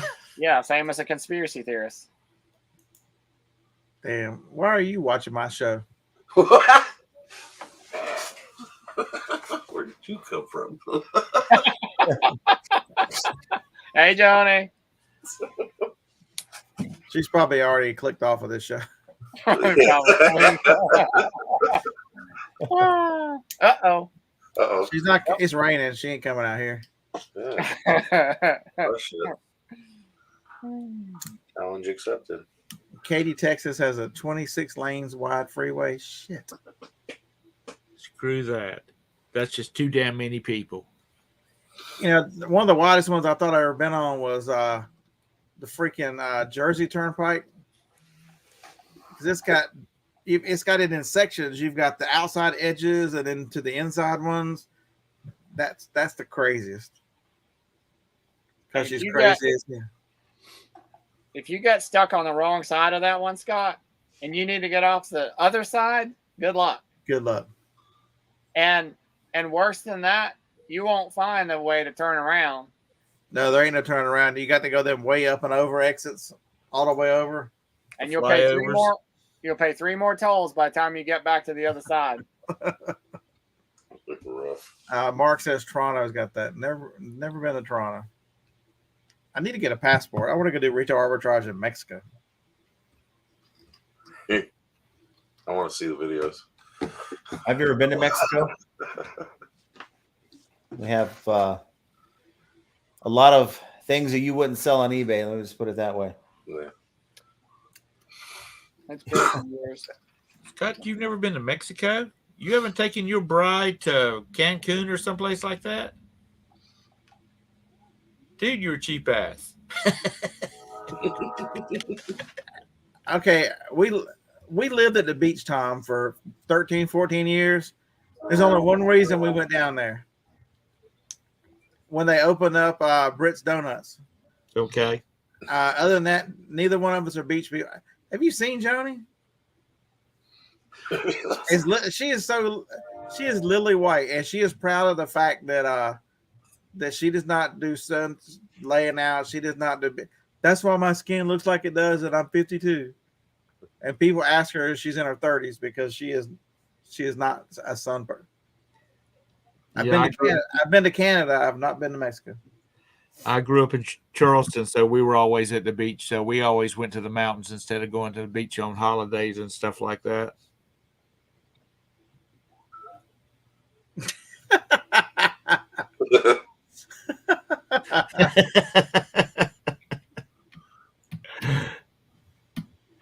Yeah.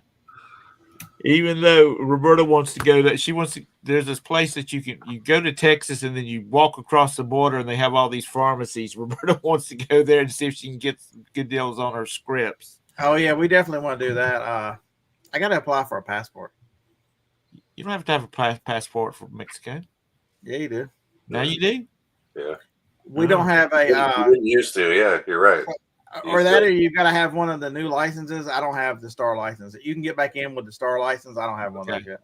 Yeah, Seems just like look you that won't up. be able to get back in though. Well, it's a lot cheaper and a lot easier to get the star license than it is than a passport. Yeah, you can get back in with a star license because it's a federal document, but you can't with a regular license. You might be able to pull it off without anything. Yeah, Jerry says he loves Brit Donuts. That's one of the few things I miss from Wilmington is Brit's Donuts. And what's the name? The hamburgers. I can't think of the name of it. Hold on. Johnny, what's the name of the hamburger place in Wilmington? PTs. PT's? Yeah, PT's.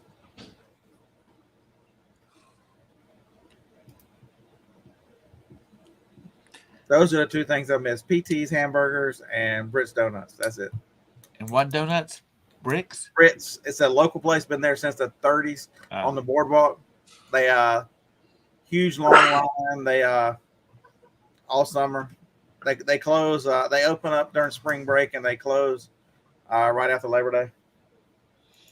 My brother went back to see mother about a month ago, and he got sitting in a mess talking about this is my ass going to Brit's, and I'm sitting there thinking, I lived there for 14 years. I know that fucking place is closed.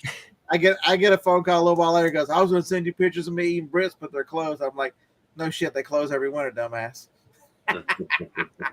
Well, they've done good because it used to be Myrtle Beach used to close up right after Labor Day, and it didn't open back up to Memorial Day, and now it stays full blast all year round. It's not, the traffic's not nearly as bad this time of year, but because because they have Canadian Day at Myrtle Beach or Canadian Week because all the Canadians come down in March and they go because the water's warm. The water's warm to them. So like, why does that, man? You're from South Carolina? Why are there so many pancake houses at fucking Myrtle Beach? Because everybody gets drunk during the night, and they go for breakfast, and they just got to have enough to go around. I mean, it is like every block. Seriously, if y'all have never been to Myrtle Beach, there's a pancake house with every mile. It's ridiculous. That's how they give directions.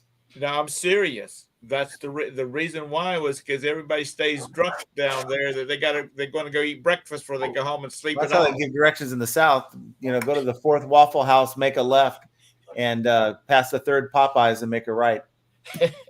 No, we don't have that many Popeyes down here. No, nah. We have Bojangles because Bojangles. Yeah. Oh, okay. Bojangles keeps them out because Bojangles has a spicy chicken. So been there one time. I wasn't impressed. To where? Bojangles. It's just chicken. Yeah, but it wasn't very good. I mean, you could screw up chicken. Yeah. Are we the only area that has Chick-fil-A, Popeyes, and Bojangles? I don't know. And we have all of that. We've got them all. Got them all. I used to miss Cookout, but I'm gonna step out for just a second. I'll be back in a little bit. It's okay. Merry Christmas. Whoa. Dang, Joni. You're not part vampire, are you? She gets out in the direct sunlight. Poof. She bursts into flames.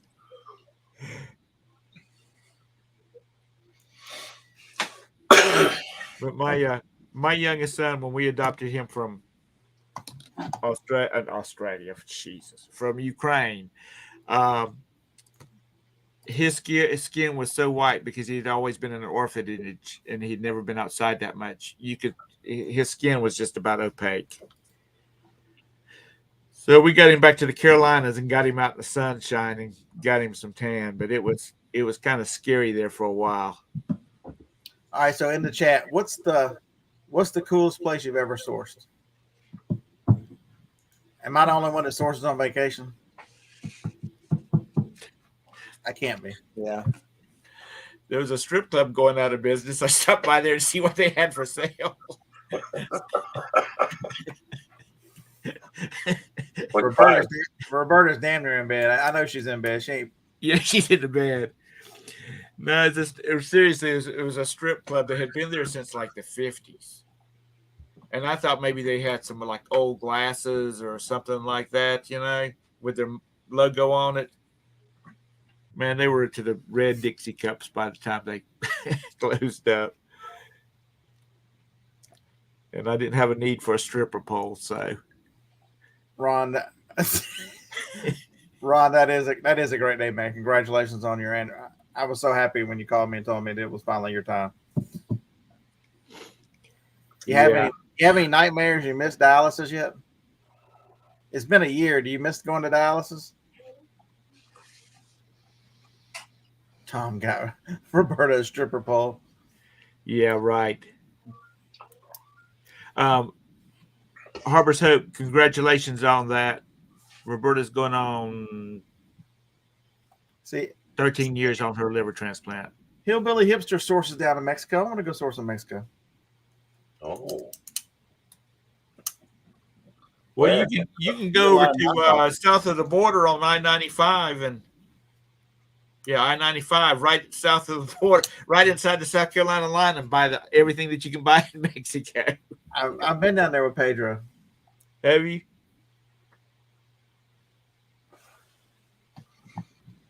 Yeah, Harlan. There's a couple ladies that were showing people, items for sale. I had to say that the correct way, and they look like they've been there since the 50s.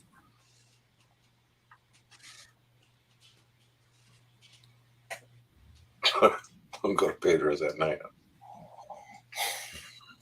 Yeah, especially that right side. If you're going towards South Carolina, that right hand side where they done knocked the hotel down. Ain't no telling what went down over there. Is that right there at the border of North Carolina, South Carolina, right off of 95? On 95, yeah. Yeah, they were talking. The Cherokee were the Catawbas were trying to buy the property right across on the other side of the interstate from Pedro's, and they were going to put a casino there, but South Carolina just wouldn't give them the go ahead to open a casino there. So they went to North Carolina.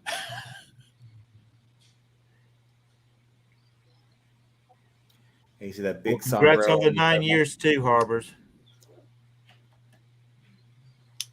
Yeah, they do have. It's a toss up now. Who has more billboards, south of the border or Buc-ee's? Yeah. Yeah.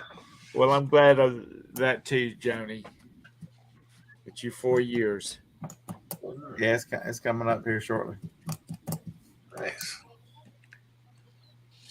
And people that have been in that situation knows about this daggum pharmaceutical ripoff that's going on.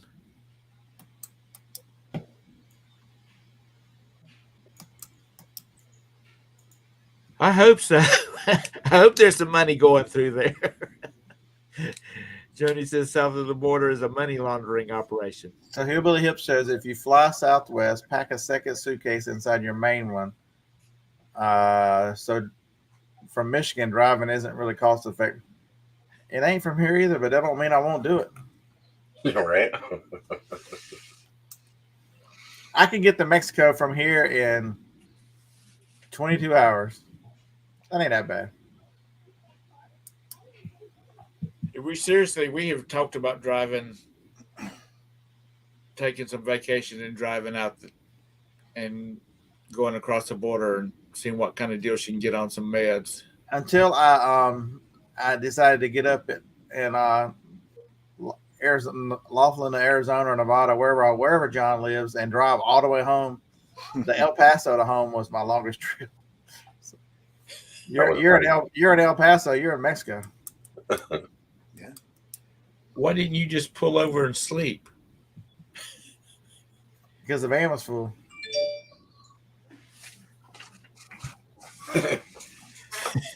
Yeah.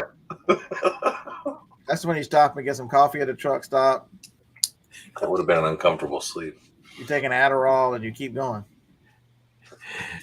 If Tara and Jim must have left because Tara should have come in there and said, "Tom, you're talking about stopping on a road trip." Because Jim does not stop. Fill up with gas, go to the bathroom, get something to drink. Let's move on. I'm moving down Okay, the road. Johnny, we'll swing through Huntsville and pick y'all up. Yeah, this ain't on the way to Mexico from you. It's a couple hours out of the way. Yeah, but what the hell? What's a couple hours when you get as old as I am? Yeah, if she's going, I wouldn't be able to drive one. Huh? She'd have to Right. fly. She doesn't drive. She doesn't like. She'd have to fly. Okay, well then she and Roberta can fly. Four back surgeries kind of rules out the long rides. Yeah, I forgot about that. And it's the first couple hours are okay. It's the next 20 when she's reminding you how bad she feels that are awful. Yeah, I forgot about her back. Well, Scott just needs to get off some of that money he's got buried in his backyard and get you a plane so you don't have to ride. Yeah, especially all you have to do is walk from the airport. That's what I was about to say. Literally out his back door. Yeah, the guy who had this house, we bought it from his estate. He purposely bought this house at the very end of the street because he could see his airplane in the hangar. Really?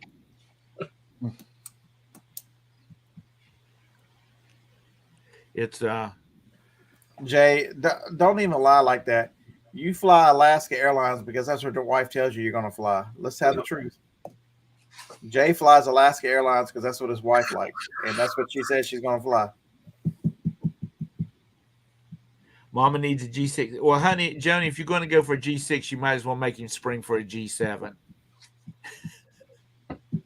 Is that a Kia? Huh? Is that a new Kia or something? A Gulfstream 650 ER is what she wants. About $50 million. I'm all for climate change, so we can't do that. It'll kill too many pelicans. Let me tell you what. As old as I am, if I could spring for $50 million for a damn jet and do it comfortably, screw the ozone. That's what it is. The G6 was a Pontiac. You're right, Scott. And not a very good. Tony, I might even get you the convertible one.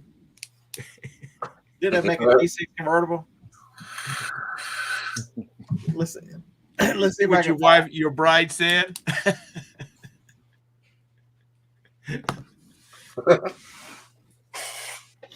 Pontiac G6 convertible.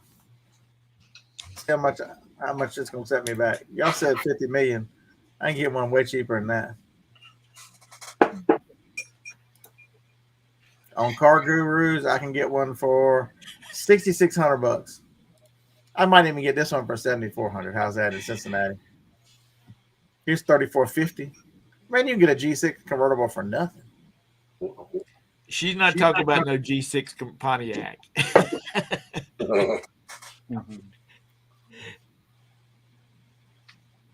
We'll go down to Florida, pick those one up for $39.99. Maybe we'll make it back. Maybe we won't.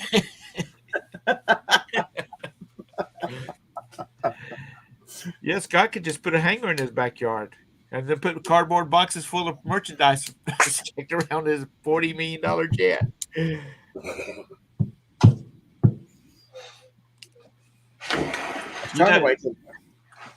make the Honda jet in North Carolina, don't you, Scott? Oh, do they really? That's a cool little thing. I like the way that one looks. It is. They make them here in isn't that the one with the engine thing on the very top? Yeah. Yeah. She'll settle for an older G450.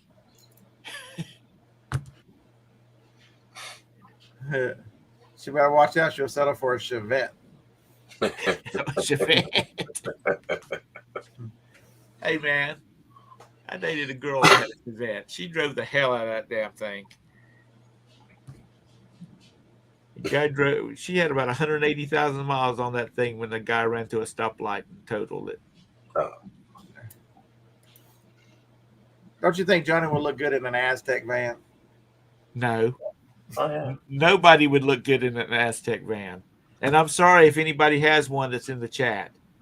Those are the fuggliest things I've ever seen in my life. I'm not. They're ugly as hell. Come on, Van Massey. Ends in 20 seconds. All right, come on. I need some bids. Are you selling anything? I don't know. Let's see it. Let's present screen Van Massey. Go. Are you showing us something? Just trying to. All right, so here we go. Sold some DVDs for $6. Those Blu-rays are $17. That's good. Some more DVDs for $10. You recognize those, Dave? Uh-huh. Those are some books I found in the garage. Johnny's like, "You're not selling Jacob's books. They're gone." Lost money on the Hot Wheels. HP keyboard did not sell. Harlan, you could have got one for. Are you still selling Hardy Boys books? Yeah, I've got this one. Is another lot plus one more for next, or two more next week, and there's one more in the van. I bought a box of 50 of them. You need to save those for your grandkids.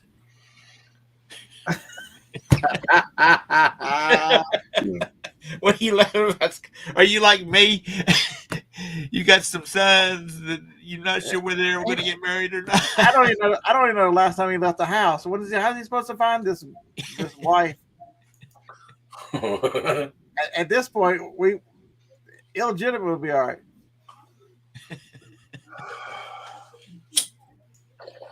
So those, I got $1. Are you getting ready to buy that van?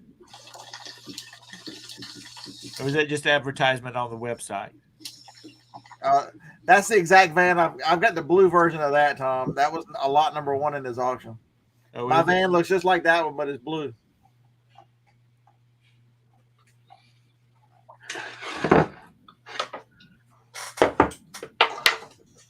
So the PS. Hey, there's my $2 headset. Look at it. I sold another one. I got $11. All right. I got a couple more primed up here, ready to go. So golf balls, those were good. I only paid 50 cents a sleeve. Miss Pac-Man, I don't know what I paid for it. That was 90% off. Whatever 90% of $20. The DeWalt Durrell was $3. That's a good one. Still going at 20. Guitar, some Magic Rocks. 182Q. Those Cirrus jets are noisy, though. God, they're noisy. Or the one I wrote in was. Oh, those are my $1 flip-flops. I wondered about selling flip-flops in the middle of winter. That works. Your wife says that hunk of junk needs to go. I can't get nobody to take her.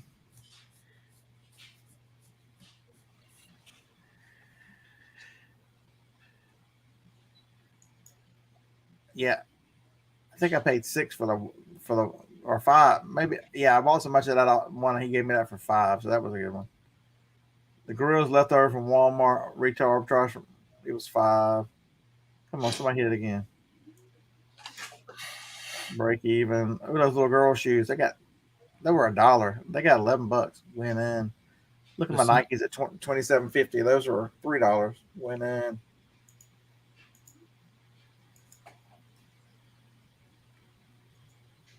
I don't know what I paid for the sprinkler hose. It was in the attic. I drug it down out of this attic. Those Mission and Endura cool wraps, they were $2.99 each. So I had $6 into them. Plus I got a coupon. Went in. I'm gonna take some more of them next week. I don't know why they pay for these damn cups. Hey, Carol. So there's the other lot of Hardy Boys books for 19. Scott, I think someone just paid some final value fees for you.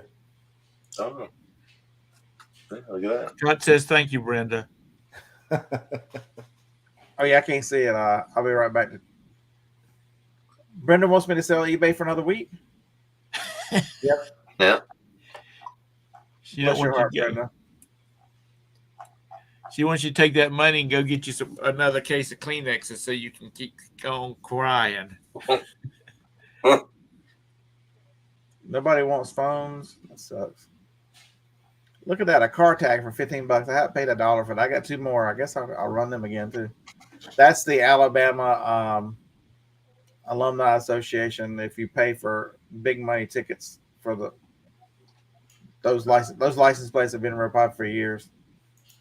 I got one on the front of the truck. Are those real license tags, or are they just ones that you stick on the front of your car? It's just metal to go on the front. Okay. I've got 2 more. I've got one on the front of my truck, and I've got 2 more to sell. That you saw on a shelf?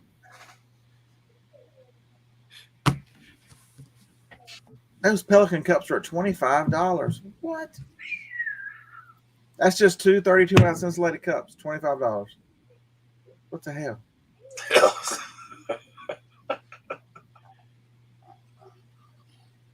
I just been selling the ones out of the garage. I found a whole bucket full of them. I just been putting 2 together and selling them. Is that all I got left? Scott, I was at therapy the other morning at PT, and I had on a red sweatshirt that had the A on the front of it, and like the Alabama A. And this guy came in and he said, "Go Alabama!" And I looked at him. I'm like, "Is that what that is? I thought that was Atlanta Braves A." He said, "No, that's the Alabama A." You can tell the difference. Alabama A has got the little Fadilla or something like that. It's got the little mullet on top of it. Okay. You were supposed to look back, nod, and go roll tide. Roll tide. Yeah, do you not know the rules? That's what I've learned. Sam. Okay, so I don't agree with everything Apple stands for or does, but I do like their computers. They just Brenda, both vans are broken. The one van hasn't run in years. It used to start, but now it doesn't even start anymore because the either the squirrels or rats ate the main wire and harness. You can take the boy out of North Carolina, but you can't take the North Carolina out of the boy. The Toyota actually does run, but the alternator is only putting out like 12.8, so eventually it acts a little crazy. You can still sleep in it. What am I sleeping in the van for? I just put the air mattress over there on the floor. Right. I got heat and air out here in the building. Don't tempt me. A fridge, heat, TV. I got a fridge with beer in it. Don't tempt me. I'm on a diet. I don't eat snacks. You can sleep in it. You got Wi-Fi, so you can look at YouTubes. Yeah, this is a 50-inch TV, and there's another one back there. I mean, okay.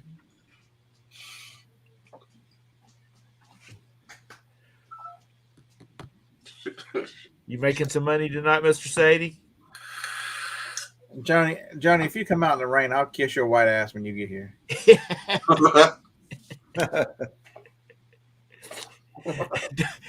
Don't tell her that now. She'll come out there.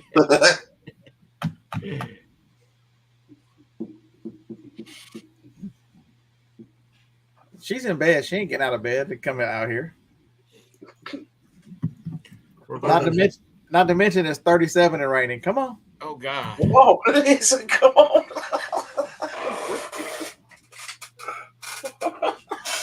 44. Don't worry, John. John, once you've been married as long as I have, you'll be like this too.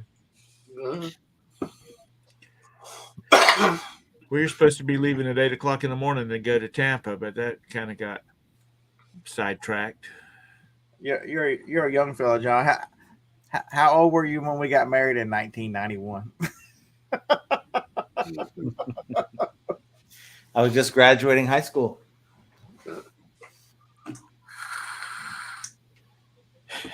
It's past your bedtime. Go to bed.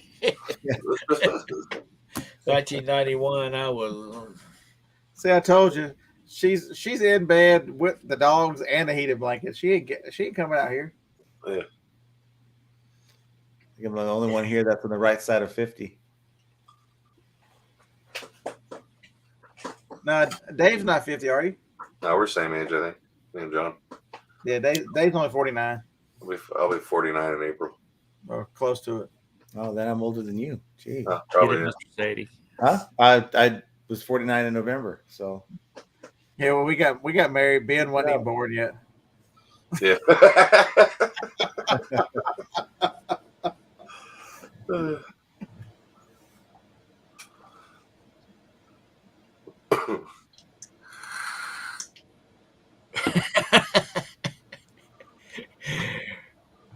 Dang, that's a quick 50 there, Joni. Harlan's ish. Somehow. Hey, Ron, it would be really funny too because if she decided she was coming out here, I'd just go over there and lock the door. Then she'd be stuck out there in the rain. Have to turn around and go right back. Then she would be mad. Not worth moving. You need to add a couple more zeros on the end of that thing to get her not.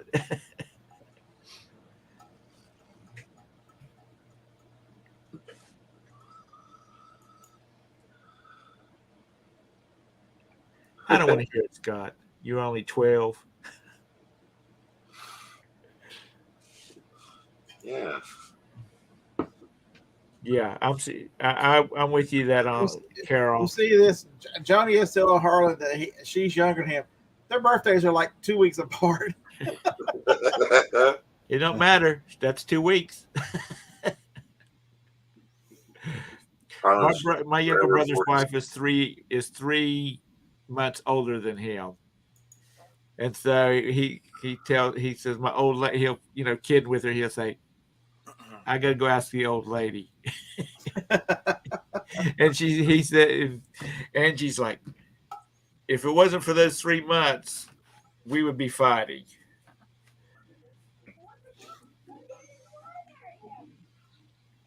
So, have you noticed it, John? Now that you're a few weeks or 10 days out, are your sales recovered from the 3 days, or because I know you said you did the restart them all to combat. I did. I ended all the listings after they reinstated me from the suspension, and I'm actually looking at the wrong account right now, but I think I'm up like 45% from what I was doing before the suspension. Oh, very nice. Now, a lot of that, the caveat is I just happened to, at that time, that particular weekend, I was actually sourcing a little differently. And I put a lot of that actually into the fact that I'm selling some pretty good stuff. So I think maybe a fraction of it, maybe 20% of the increase is probably due to the little boost that I'm getting from the new items, the new listings. Brenda, thank you again for Jody being.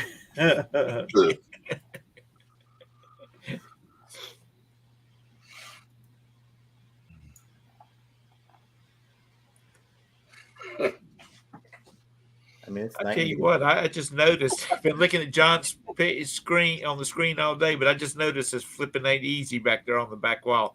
He's fancy. He is fancy. You see how it is?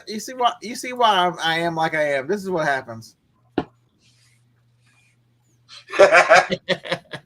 Get him.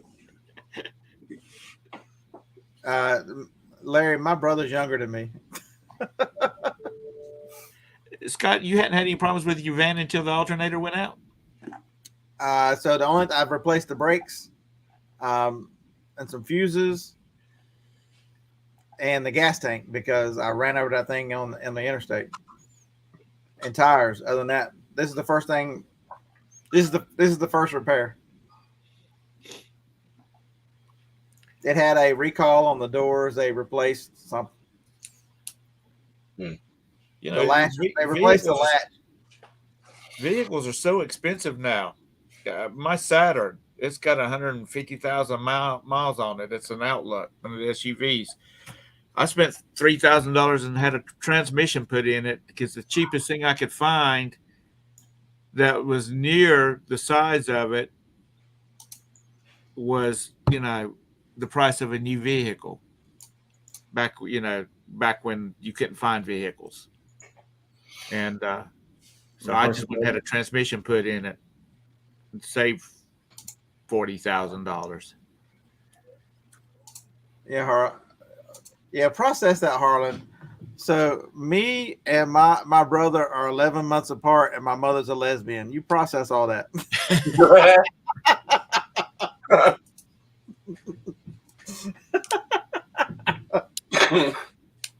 There you go. So there you go. So Chad, the alternator is currently putting out 12.8. So I need another alternator.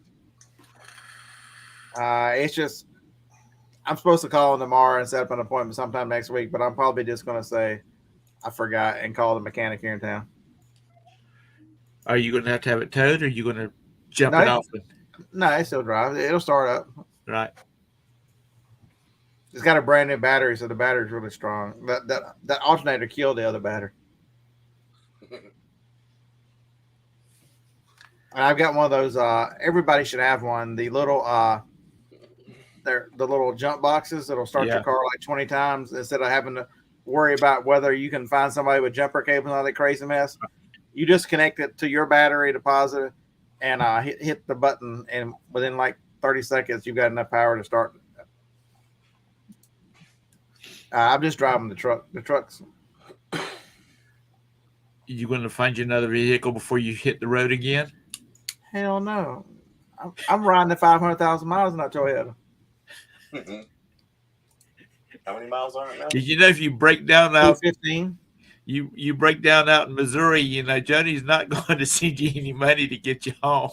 If I break down in Missouri, Larry's gonna come pick me up.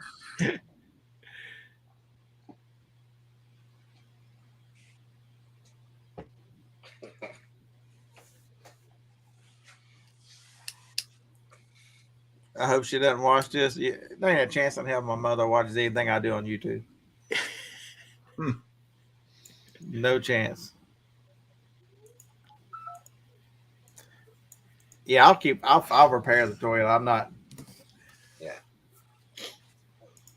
I should be done with Johnny's car by the end of the summer paying for it. We're not. She still have her Bentley? Yeah, Acura. Yeah. So we are not. Car payments. They'll be the death of you. What? So somebody was saying something maybe this morning or yesterday morning, or I read it somewhere. Almost 24% of car payments are over $1,000 right now. Yeah, That's crazy. Over $1,000 for a car payment.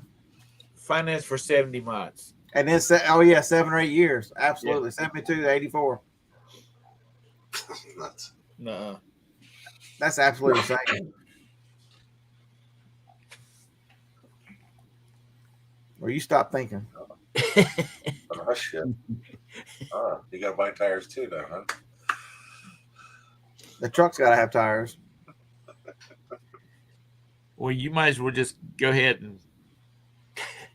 I got 2 vehicles that need tires. Well, Jacobs needs tires too. It's just sitting in the garage. Well, he don't need no tires because he don't go nowhere. Unless he's going to the post office for you. SG3 reselling. I don't know how these people afford these $90,000 and $100,000 trucks. You see them around here all the time. They're in these 3/4 ton truck diesels. They're all $85,000, $90,000. The last time I was in the Chevrolet dealership having some stuff done to the Saturn, having the oil changed on it, and in the showroom was a 1500 Silverado, and that thing was borderlining $90,000. Of course, it had every bell button, power tailgate, and all that kind of BS on it. That's a lot of money. Mine's a 13. It's the same year Harlan's. I like my old truck. I don't worry about nobody hitting it. I don't worry about nothing. I just get in the truck and drive it.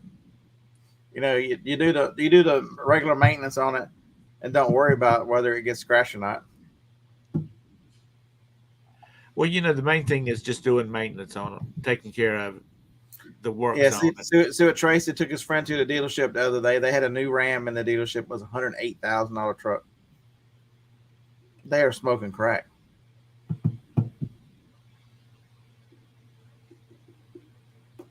You know, that's just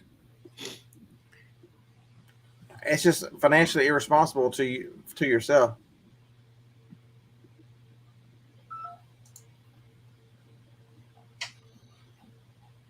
yeah. It just these vehicles are out of this world. If you can find them, the lots around Charlotte still don't have very many cars on them.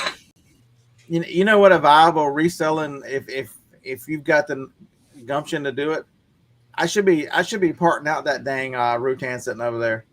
The parts on that thing are worth pretty good money. You know, the lights, the seats, the lights, the rear tail lights, the rims, the steering wheel, the consoles, the glove box, all that stuff is the panels, the radio, all that stuff's worth money.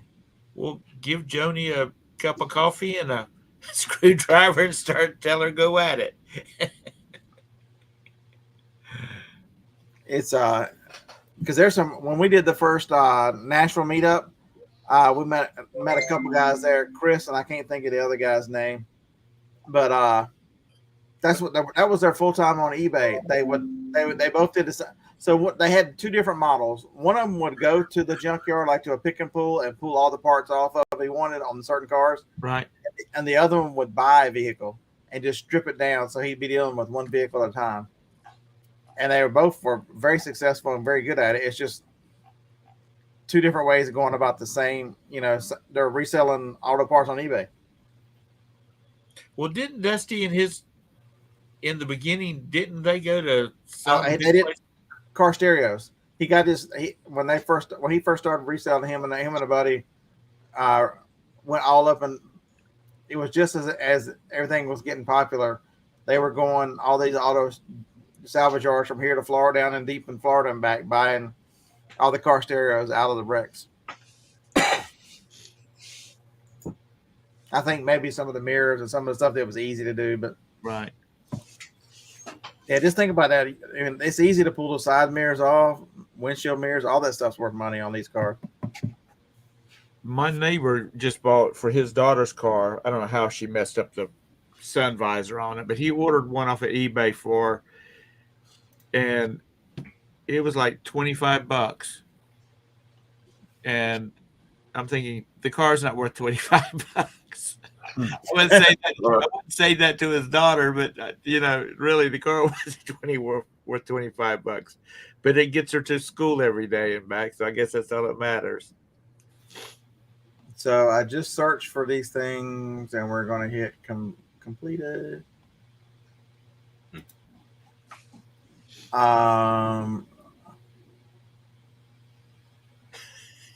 Did anybody sold one? SG3 must have missed part of the show. He goes to Walmart and starts pulling stereos out of cars in Alabama. Somebody's going to end up at the morgue. Yeah, somebody got $149 for the passenger side headlight of a Rutan on February 1st today. Good night, Joni. That TikTok will rot your brains out. Well, she must have been watching it for her whole life because they're rotten. So somebody sold a pair for $300 shipped, and that's just here's the tail light for it. $97.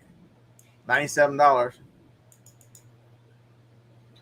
mean, you're at $300, or you're at $300, $400, $500 just for the head and tail light assemblies on that car, on that van sitting over there. So Johnny, shut up. That's more inventory. Yeah. The blue van is now inventory. Storage and inventory. That's right. I am multi-purpose. I'm doing good here.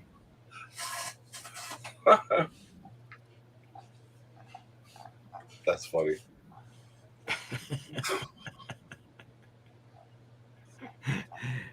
Am I supposed to let you in, Jacob, or are you still on punishment? Oh. I know. Hey, I just noticed you sat down there. yeah, I just sat down a second ago. Yeah. You're in control. Yeah, see, look at all this stuff. I'm telling you right now, some of this. So what did I miss? Scott, when I parked it, the engine ran. There's nothing wrong with the engine. It's the transmission's in limp mode, so it's stuck in second gear. So Jorah Jaha, sorry, I'm butchering your name, buddy, or ma'am, whichever you identify. I don't want to falsely assume your gender.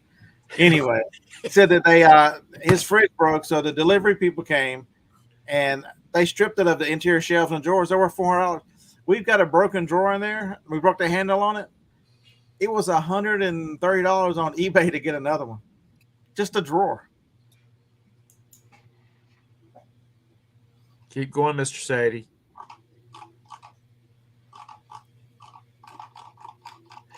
Get the van Viagra. It's there's this economy. Look at Ford. Surely to God, most of y'all have heard what Ford has done to keep their employees working, and they don't have enough chips. There are some estimates that there are 1 million vehicles sitting in lots in Ohio missing parts that they made, but they can't finish because they don't have the chips for them. My brother, who has a lot of Ford trucks. I mean, everything he has is Ford trucks. He talked to his his Ford salesman that he always works with. He said, if you can get me a good deal on one of them trucks that don't have the chips on it, he says, I can get a chip to go in it. And he says, where are you going to get the chip at? He said, I'll go to a junkyard. See, Ford was doing that until they got caught, and they can't technically call the vehicle brand new with used parts in it, and which is irritatingly ignorant because, okay, so mark the trucks down 10% and sell these damn. Why let them sit there and just go to nothing? Yeah. Whenever there are new trucks that are wrecked every day, you should be it does the economy and everything good to get these trucks rolling, but. Well, since the Chevrolet's kind of slowed down, apparently more of those chips are coming online. So yeah, GM's got the same problem. GM first started out by losing the fuel efficiency chips, and they've got a lot of the creature comforts. They don't have heated seats in them right now, and all kinds of craziness they don't have. But it's the market for used products. I've been saying that now for 6-8 months. If you have the ability to sell a lot of used stuff, it's tremendous. What's available to you? This week alone, I've sold several Blu-ray players and Scott, by the way, thanks for the boxes because the little bitty Blu-ray players fit right in that 14 by 10 by 4 or whatever white box that is. So I've been using it to ship out Blu-ray players. It makes no sense. Here's one right here. I just listed this one. Does it still have the sticker on it? It was $4 at the thrift store. Blu-ray player. The remote's laying behind it. It's just a Samsung Blu-ray player. It's worth $65 on Amazon. You got the remote for it? Yeah, it's laying right over there. Our Goodwill here in Charlotte, which they do not anything really good electronics wise. They have a center that they send all that stuff to, and they list it on eBay themselves. They don't. Yeah. So Charlotte's got one of the interesting. If you live in the Charlotte area and you know anything about video games and computer stuff, I'm assuming it's still there. There's a Goodwill that all it has is tech stuff. Yeah, it's now in Gastonia, I think it is. Oh, they didn't move. Yeah, it was in a horrible. I mean, there's traffic is bad there, but they were. The last time I was there, the road construction was just a nightmare. But yeah, there was I forget what they called it. There's one in Pittsburgh too. There's only 3 or 4 of them in the whole country that do that, where all the tech stuff is concentrated. So you can walk in and there's video games galore. There's computers. That one was up by the Speedway. or the last location was by the Speedway. So the traffic's always terrible up there. K Parker says near Concord Mall. Yeah. But that was I'm being an electronics person, not there are still good deals in there, and so it's the used market is alive and well right now. Even as bad as eBay tries to kill it, they can't. Because that's the one thing, they siphoned off some of the clothes, they've siphoned off some of the shoes, marketplace has siphoned off some of the auto sales, but there's been no huge dealer that's come after the used parts. Amazon doesn't allow you to sell parts, and it's got to work. So eBay still has a huge market, and there's customers that go to eBay specifically to look for those kind of things.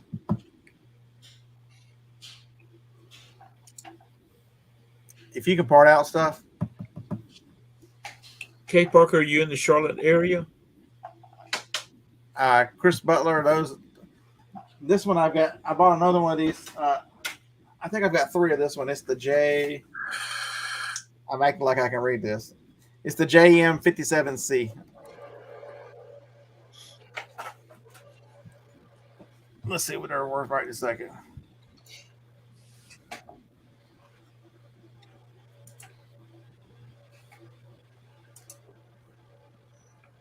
Come on. JM57C. It is bringing up remotes like this second. Hold on with me.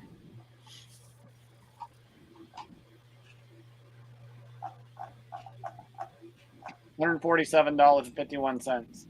How much? $147 new. Let's see, used. No, that's renewed. Refurbished.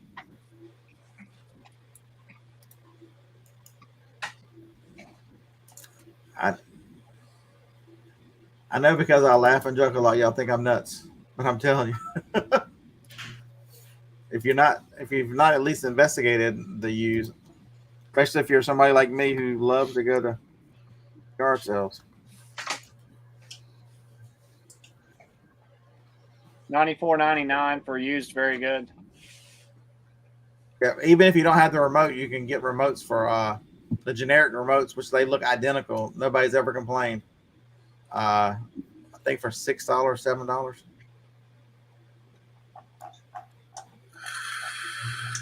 But damn, Brenda, you need to sell those chips.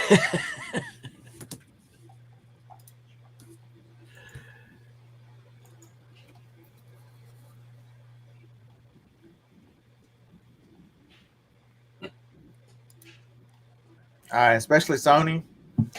Sonys are also very good. I saw a Sony today. The Sony was the 170, the S or a 1700, S1700. Let me look that up. Where are my orders? Manage orders, shipped. Let's go to sending. Jay said he bought a transmission for his daughter's Subaru off of eBay. Could not find one local. Did they ship it to you, or did you have to go get it? I got $57 for the Sony Blu-ray player. I paid $5 at the thrift store. I had to get the remote. The remote was $6, so I sent the remote directly to him. So I had $11 in that one, and it sold for $57. Shipping was in that small box that what's his name that Scott C gave me, because it fit in a 14 by 10 by 4. It's like $11.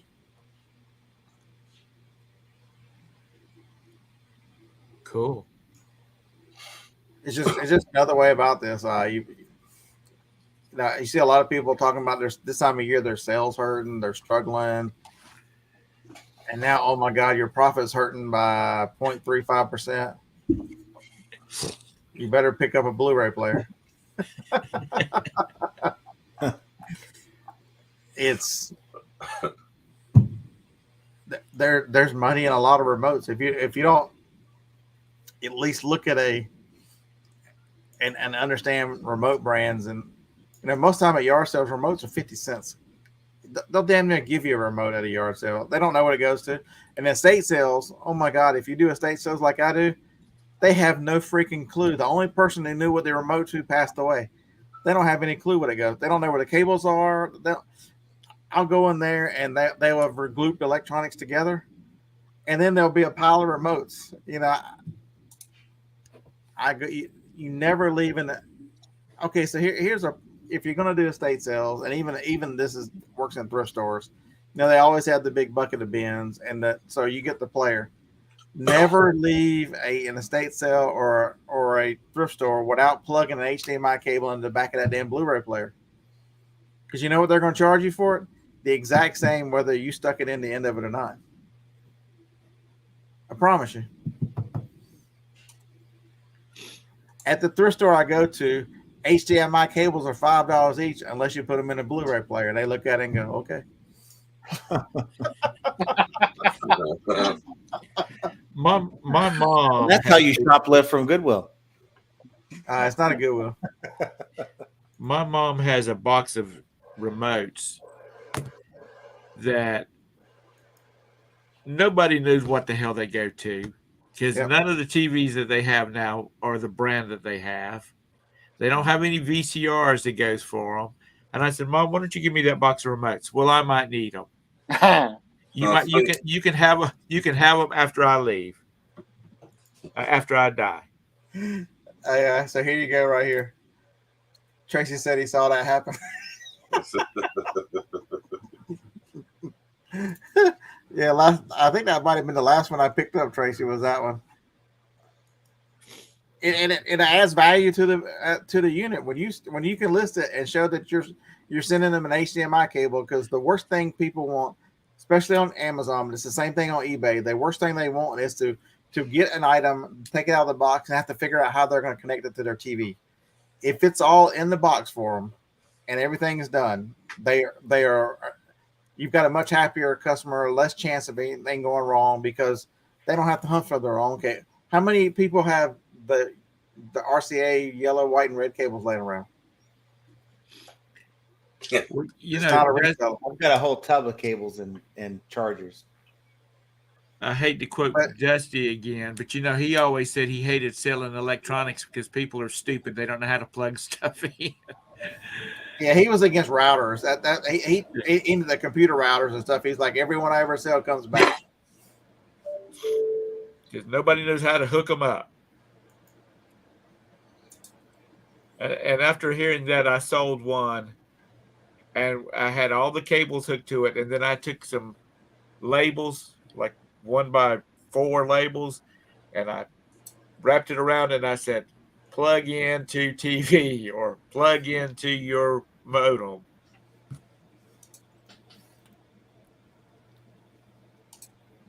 Yeah, Ben, you're 100% correct. Effort equals profit. You truly, and I would even give you, you can convert your thought in your knowledge into profit. You just got to, So MJ runs. Mary Jane is really nice. She runs my second favorite estate sale here, a company here in town, and she don't have one this week, but I generally go to hers whenever she. And I can't tell you how many times she'll see me there and she'll go, I ain't seen you in a couple weeks. I got something for you. And I'm like, all right, what's that? She'll come back and she'll have a small bag. It'll be full of remotes. She's like, I don't have any idea what any of these go to over the last couple of sales. Here you go. I'm like, what do I owe you, MJ? She goes, oh, nothing. Please take them away. So the problem estate sale companies have is they don't have any clue. So if even if you can just pair it by brands, you can tell a remote what it'll run when you look at it for the most part. It doesn't take that much. And so I think I'm performing a service by taking some of the cables and stuff out of there. If I need an HDMI cable, I just plug it into it's going to be laying there at the end of the sale. They ain't going to have any. It's going to go to the whoever they give it to at the end of the thing. It's going to end up in a bucket somewhere. Or it's going to end up at that damn thrift store, and I'm going to have to put it back in the unit again. You know, the thing that Ben said about effort equals profit. There is a boy he's about 12 years old that lives on a subdivision over from ours, and he charges people $1 to go get their trash cans and roll them out to the edge of the road, which is less than 100 feet. And then after the trash comes by, he rolls them back to the back of their house. His daddy told me, he says, that boy has usually got $200 and $1 bills in his wallet from all these people paying him $1. And he said, son, why don't you get them to pay you, just go to them once a month and get them to give you, or pay a couple of months in advance to give you a 10 or something. And he's like, no, I'd rather have my $1 so I can take them to the bank and get them changed to bigger denominations. But he said he went into his bedroom the other day, telling him it was time to go to bed. And he said he was counting out his money on his desk. He said that boy had $500 and $1 bills on his desk. And he said, son, can I borrow some money from you? And he said, interest rates are kind of high right now. Is that Joni? Oh, yeah. And, yes, buck to Johnny. So you can, people can find a gimmick and make some money off of it. Yeah, that's her, like, she could tell you, I think it's like her second or third grade picture. I found it and I'm like, I took a picture of it and made it her profile picture. And what did she say about that? Nothing. Yeah, I bet. I told her I found one of her old pictures and I made her a profile picture. She's like, which one is it? Is it the one I look like a little boy? I'm like, no, it's not that one. Although I do have that one. Maybe.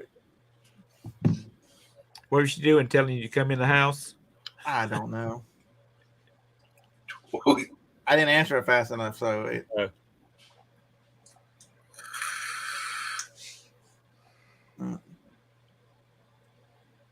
All right. Well, I hope you guys have enjoyed the last show since I'm quitting for the 35 cents. 35.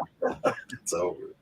Although I will be live tomorrow to announce the launch of my course and answer questions about it and give out links for it. So I'm only quitting until the morning. Yeah. What is your course about? Retail arbitrage, from starting to everything you need to know about how to do retail arbitrage from on different platforms. It's 10 modules. It's 70 different lessons in the modules. I've been working on it now for 2.5 months, and it's got 8 or 9 hours of video in it in those modules. And then it's got a Facebook group that's going to attach with it. So over the next couple of months, I will go module by module live in a setting like this, just to the Facebook group, and answer questions anybody has and take people.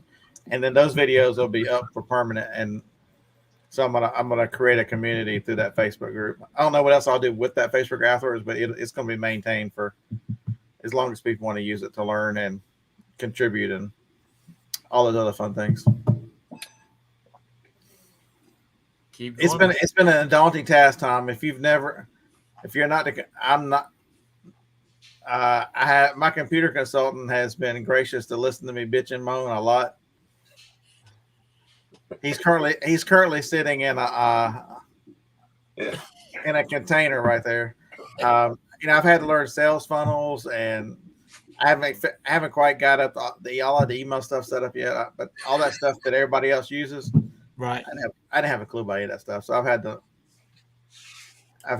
learn all that as well. So, is it one of these $19.95 a month ones, or are you hitting them up all at one time? It's gonna be one time. It'll be done. Well, I hope it does good. James, hey, that's dual. A storage van is dual. It's inventory and it's storage. I'm paying. Oh. That's James must be up north, because anybody that lives in the south knows you use a broken down car for a storage van until the city makes you haul it off. This building, I paid extra to have concrete poured around it. It's side of the building, it's on concrete. They're not going to do anything to me. I live in the county. I live in the county in the South. You think there's any rules about how many cars I can pile up in this? I can cover my whole front yard in cars. They can't do nothing about it. In our county, they monitor everything. You can only have 2 yard sales per year. That sounds like an HOA. Damn, James, That's the whole county, and it's only $5 for a license, yard sale license. If they catch you, it's like $75. That right there is YouTube gold right there. I can show the process of me converting the seats to a base that I can make them for lawn chairs, and then set them out on the back patio, and then watch Johnny's reaction. You know the video I can make out of that.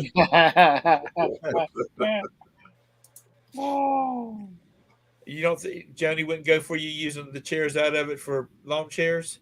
The only thing I have not decided, Brenda. I'm still coming. Tossing around a couple numbers. I'm gonna sleep on it and come in the morning. So the only thing Johnny would be concerned about with filming in the backyard is the little statue with a picture or not. That's the only thing she would even care about. The little long guy. It's her. It's like 70 years old. It's her mother's. Okay. Garden for. Our mother bought it in the 50s, and so it's been in that family. So he sits in our backyard. So Jody would want to know if did you film him? Is he in there?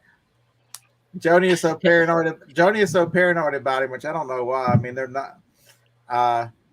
Harlan actually commented on one of my last videos talking about, is that who I think it is in the backyard? Oh, I know a black guy. We golf every once in a while together, and he's got 2 sitting on his back deck, and he lives over in Piper Glen, which is a real hotsy-totsy golf community. And he's got 2 of them sitting on his back porch, and I said, man, your friends don't give you hell about that? He says they can't afford to live in my neighborhood. I tell them to shut up. Yeah, somebody said those were collectible of that age, and they wanted to buy it and restore it, but somebody who claims she wants to get rid of it and carry it on wouldn't let me sell it. I'm like, really? For those of you who don't know what I'm talking about, it's a lawn jockey back in the backyard. Yeah. Have you seen the ones that they've repainted white? Mm-hmm. I don't assign any value to it, so it doesn't. It's not any kind of symbol to me whatsoever. You know, a lot of people will try to justify the rebel flag and all that stuff. It's just an heirloom from someone who's passed. I don't assign any value to it. It is what it is. It's a piece of concrete to me. The only thing he's terrorized by now is little Franklin going up there peeing on it.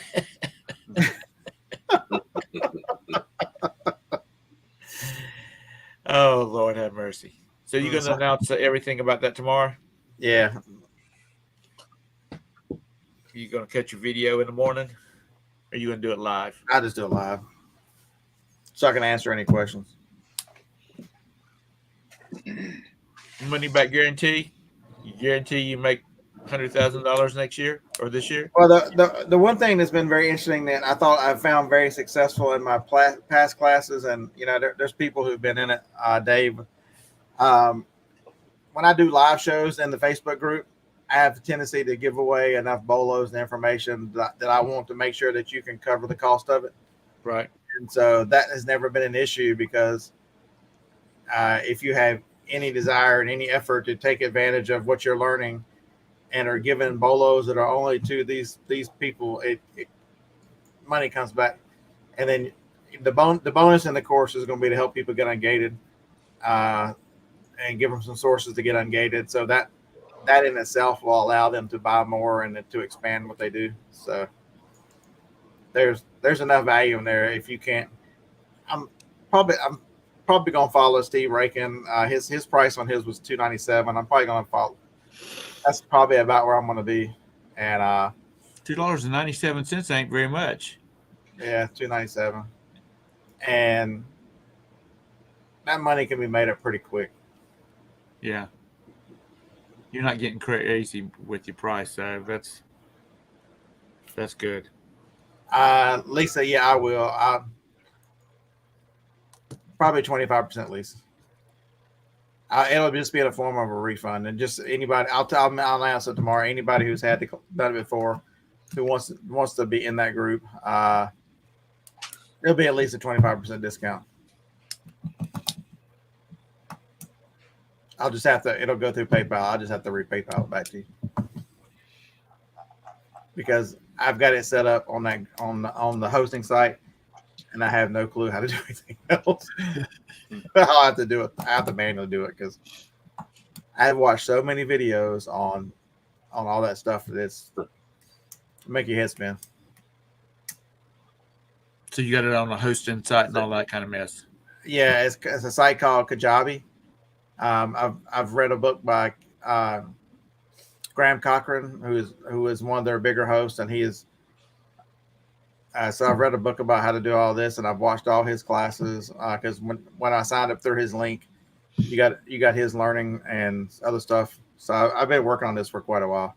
See, there's Jay telling you. That's how I met Jay. Was in one of the groups. Can't tell you Lee's and Bolos. The money. So yeah, I take that very seriously because and the other thing about doing that, Tom, is the one thing that I know, and you look at statistically about a class and about these kind of things, if you don't get people using the information right away, right? Studies show that only 20% at most of these, if they use it, you've reached a good audience. But the more you can get them doing, so if you give them bolos to look forward, you tell them there's this stuff, you get them actively. You see that they see the results, and so they're more apt to apply the knowledge. And so that's another reason. I want them to cover the cost, but I also want them to get out there working, because in these type of things, it's you get in what you put, you get out of it what you put into it. And so, right. If I can encourage them financially by saying, "Hey, here you go," it's worked out well. If you're not going to use the information, don't. I mean, I'm gonna say this: you don't want people buying it because they're going to go, "Well, I bought something and it just never worked out." And people got to realize that you've got to make an effort in anything like this. Correct.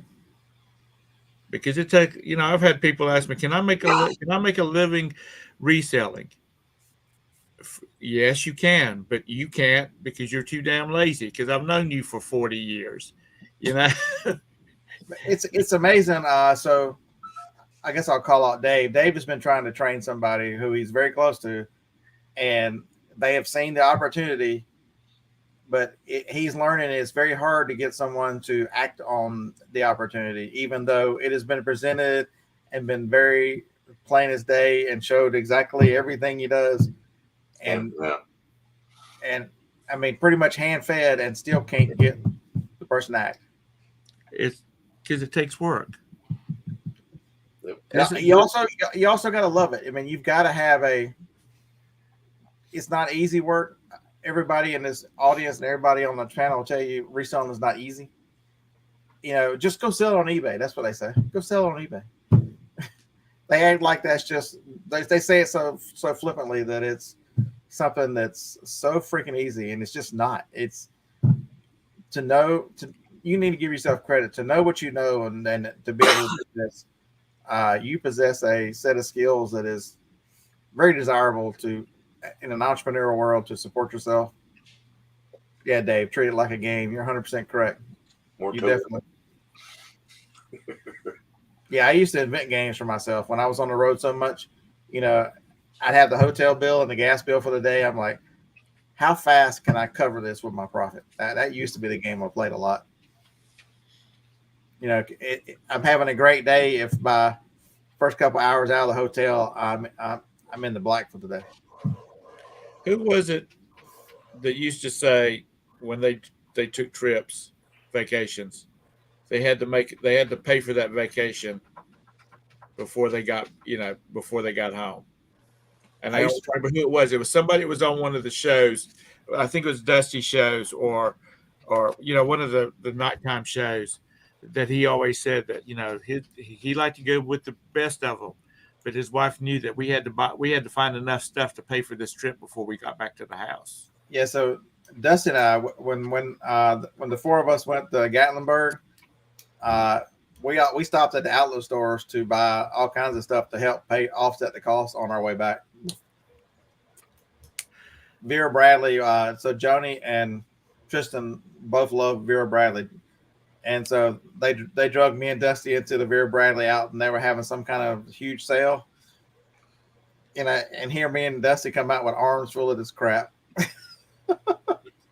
Look down in the chat. Mr. Sadie he's out of his poker game he was in. He finished 23 and he made $156.80, probably about a $25 buy-in. So he's good for about 5 or 6 years off of that. Funding his eBay business that. Oh yeah, Jay, that was a good one. Ivermectin was going on in the last class, and they found just absolute tons of ivermectin. Was one of those classes had smoke bombs or something else in it too? There were a couple of those that were there were big bolos that ran through. Yeah, I remember when you bought the the little laptops. They're not Windows. They're Chromebooks. Chromebooks, yeah. I remember when you were running around all over Alabama looking for those things. And then there's the game. Hey, that's not 5 hours. That's not a bad hourly rate there, Larry. Yeah, I was just gonna say, how long was that tournament? That's pretty good. You can't fill up your boat with it, but that's your gas tank on your boat with it, but that's pretty good. So how much of that 156.80 was Todd's $25? Because he probably lost all his. He probably did. Mr. Sadie, Larry, and Todd, Silver Hair Stacker, they play online. Poker a lot. That's their hobby. So anyway, Johnny dialed by mistake. That's the message I just got. Oh, she wasn't calling me earlier. She calling her boyfriend or something? Must have. Wasn't me. I wish he'd pay his part of the rent. Shit. Right? Her boyfriend? Yeah. He's way overdue. Decades overdue. All right. Well, I'm going to bed, or actually, I'm going to go spend another couple hours looking over this course, make sure. I got a couple videos to add to it. Thanks for doing the show, Scott. Yeah, I had a lot of fun. Yeah, you're always a lot of fun. Probably too much fun. It was all eBay's fault. If it wasn't for their little 0.35, we could have been serious. But you just need to go in the house and have a good cry and go to bed, and then wake up being optimistic about it tomorrow that you're going to make up for that 0.35. Todd lost $11. I don't know, Jennifer. Probably 9 Central, so it'd be 10 your time. It was the $11 buy-in, Mr. Sadie. How's New York?